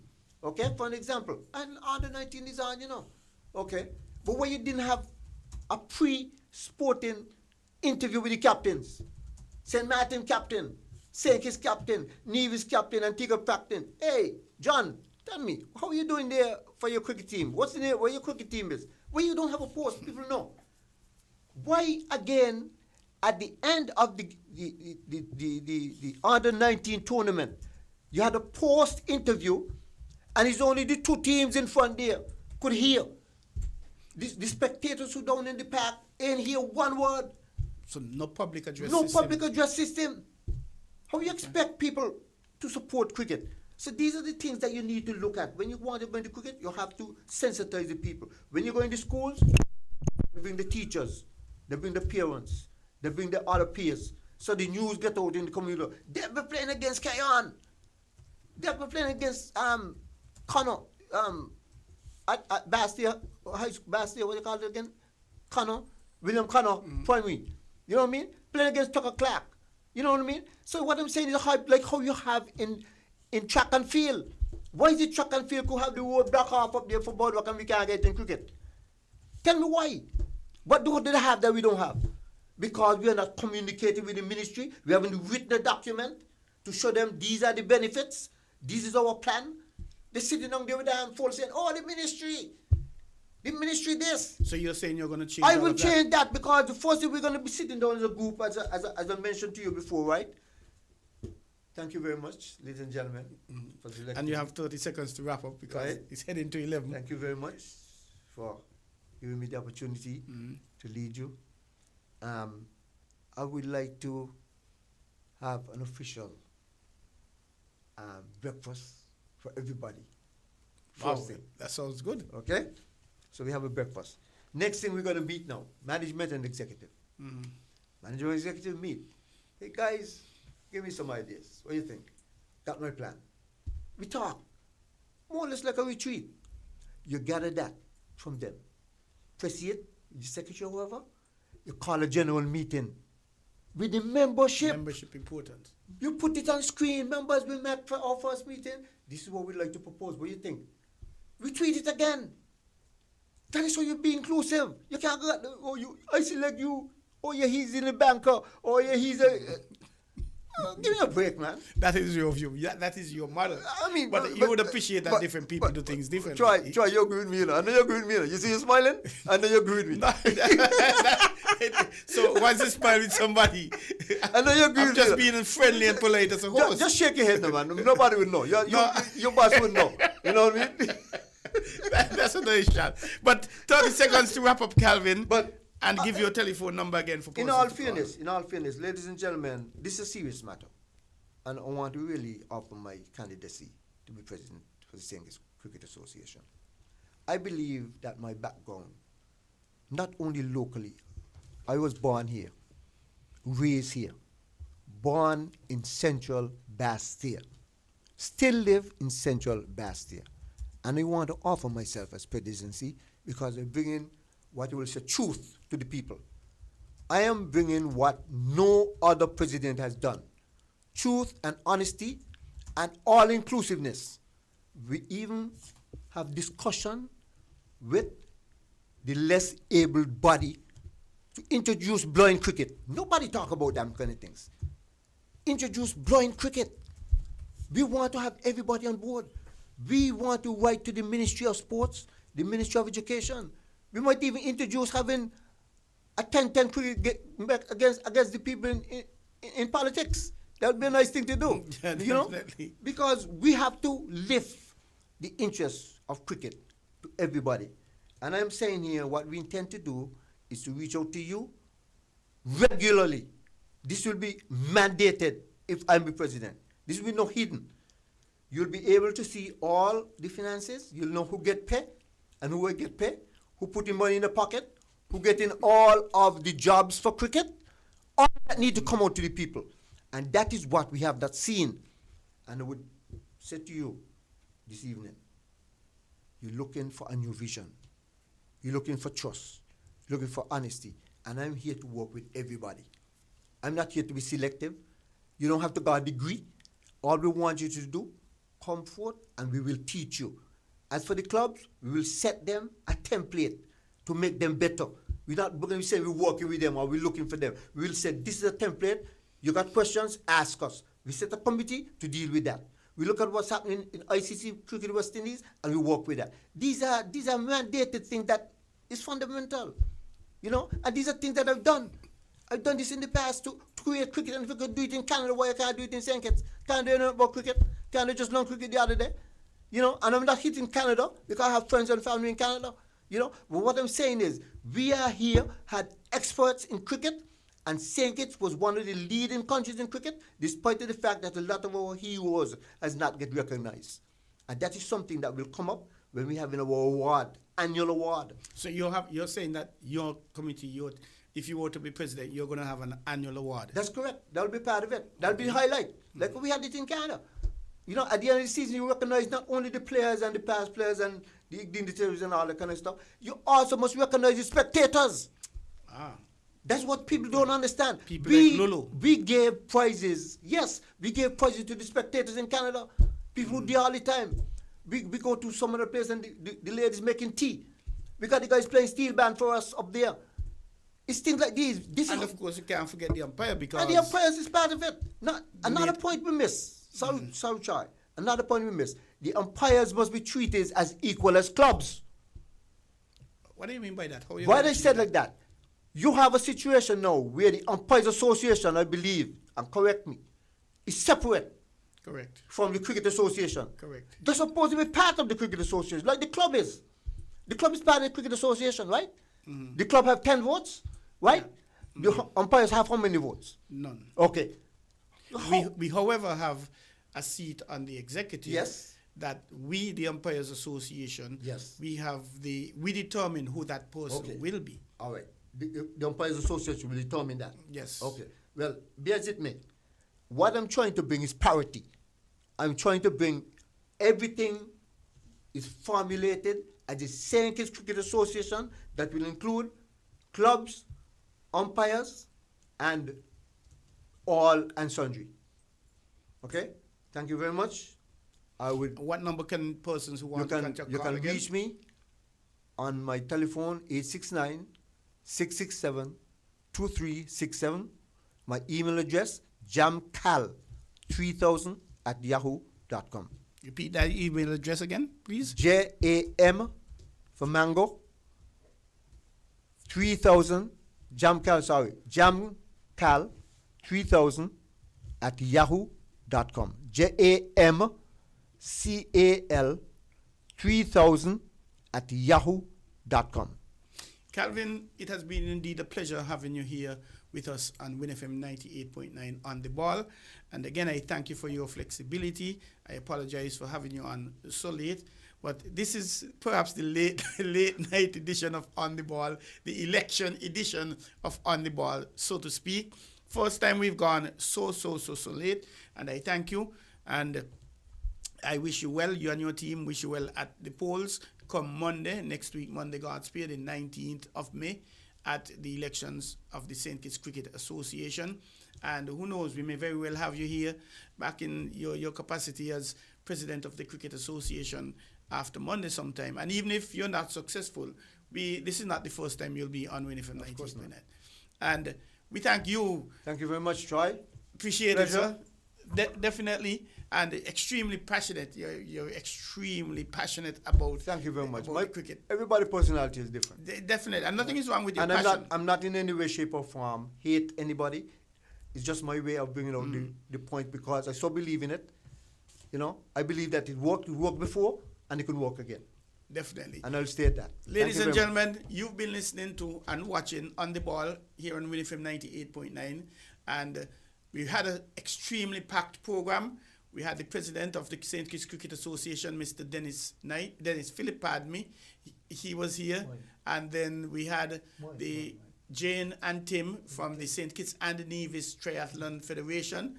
Then we had Mr. Val Henry, one of the 3 candidates for the presidency of the St. Kitts Cricket Association. Of course, Mr. Dennis Philip, the incumbent, he is also running again for a 6th term. And you've just heard from Mr.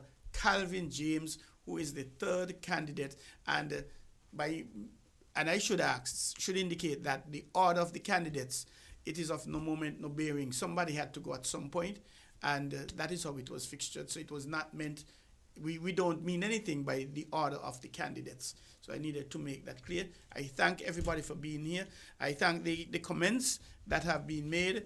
Mr. Montclair Sadler from out of Molyneux, and he's been with us all night. Mr. Philip Hendrickson, he is calling Mr. Zeke Percival, of course, as well. And I hope I'm not missing any other persons. Montezuma. I can't forget my producer who's been extremely, extremely patient with us tonight, Mr. Raspy of the Tough House Sounds. And I really appreciate it, Mr. Producer. Thank you very much. And to you, the listeners, though you may not have called, thank you for listening. And let us know, 668-2055, that's my mobile number, my WhatsApp number. Send a WhatsApp to me. Let me know how we could make things better for you, more enjoyable, bring more information to you. Because it's all about you. It's not about me. It's not about WINN FM. It's about you. We want to get the information out to you. If you're celebrating birthday today, happy birthday. If you celebrated last week, happy belated birthday. You're celebrating next week, happy birthday in advance. If you're having an anniversary, happy belated anniversary, happy anniversary in advance. If you're going through some means of bereavement, lost anyone, we say condolences on behalf of the management and staff and board of directors of WINN FM 98.9, and of course on behalf of On the Ball and yours truly, the daily sports caster. And we say good night to Mr. Eustace Maynard, who is in Barbados listening, locked and listening as well. Join us again, please, next week, Tuesday, from 7 to 9. And sponsorship. We really want you to come on board as part of the sponsors too, for both the daily news as well as the On the Ball program. Give our marketing department a call, 466-9586.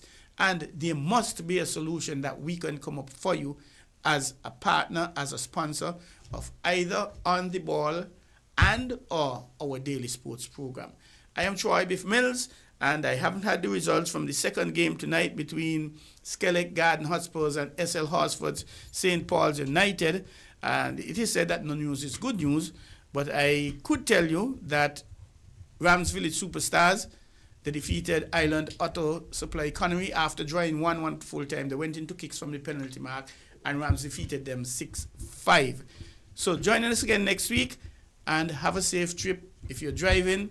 And please, when you are driving, be patient on the road. Otherwise, you may become a patient or even worse.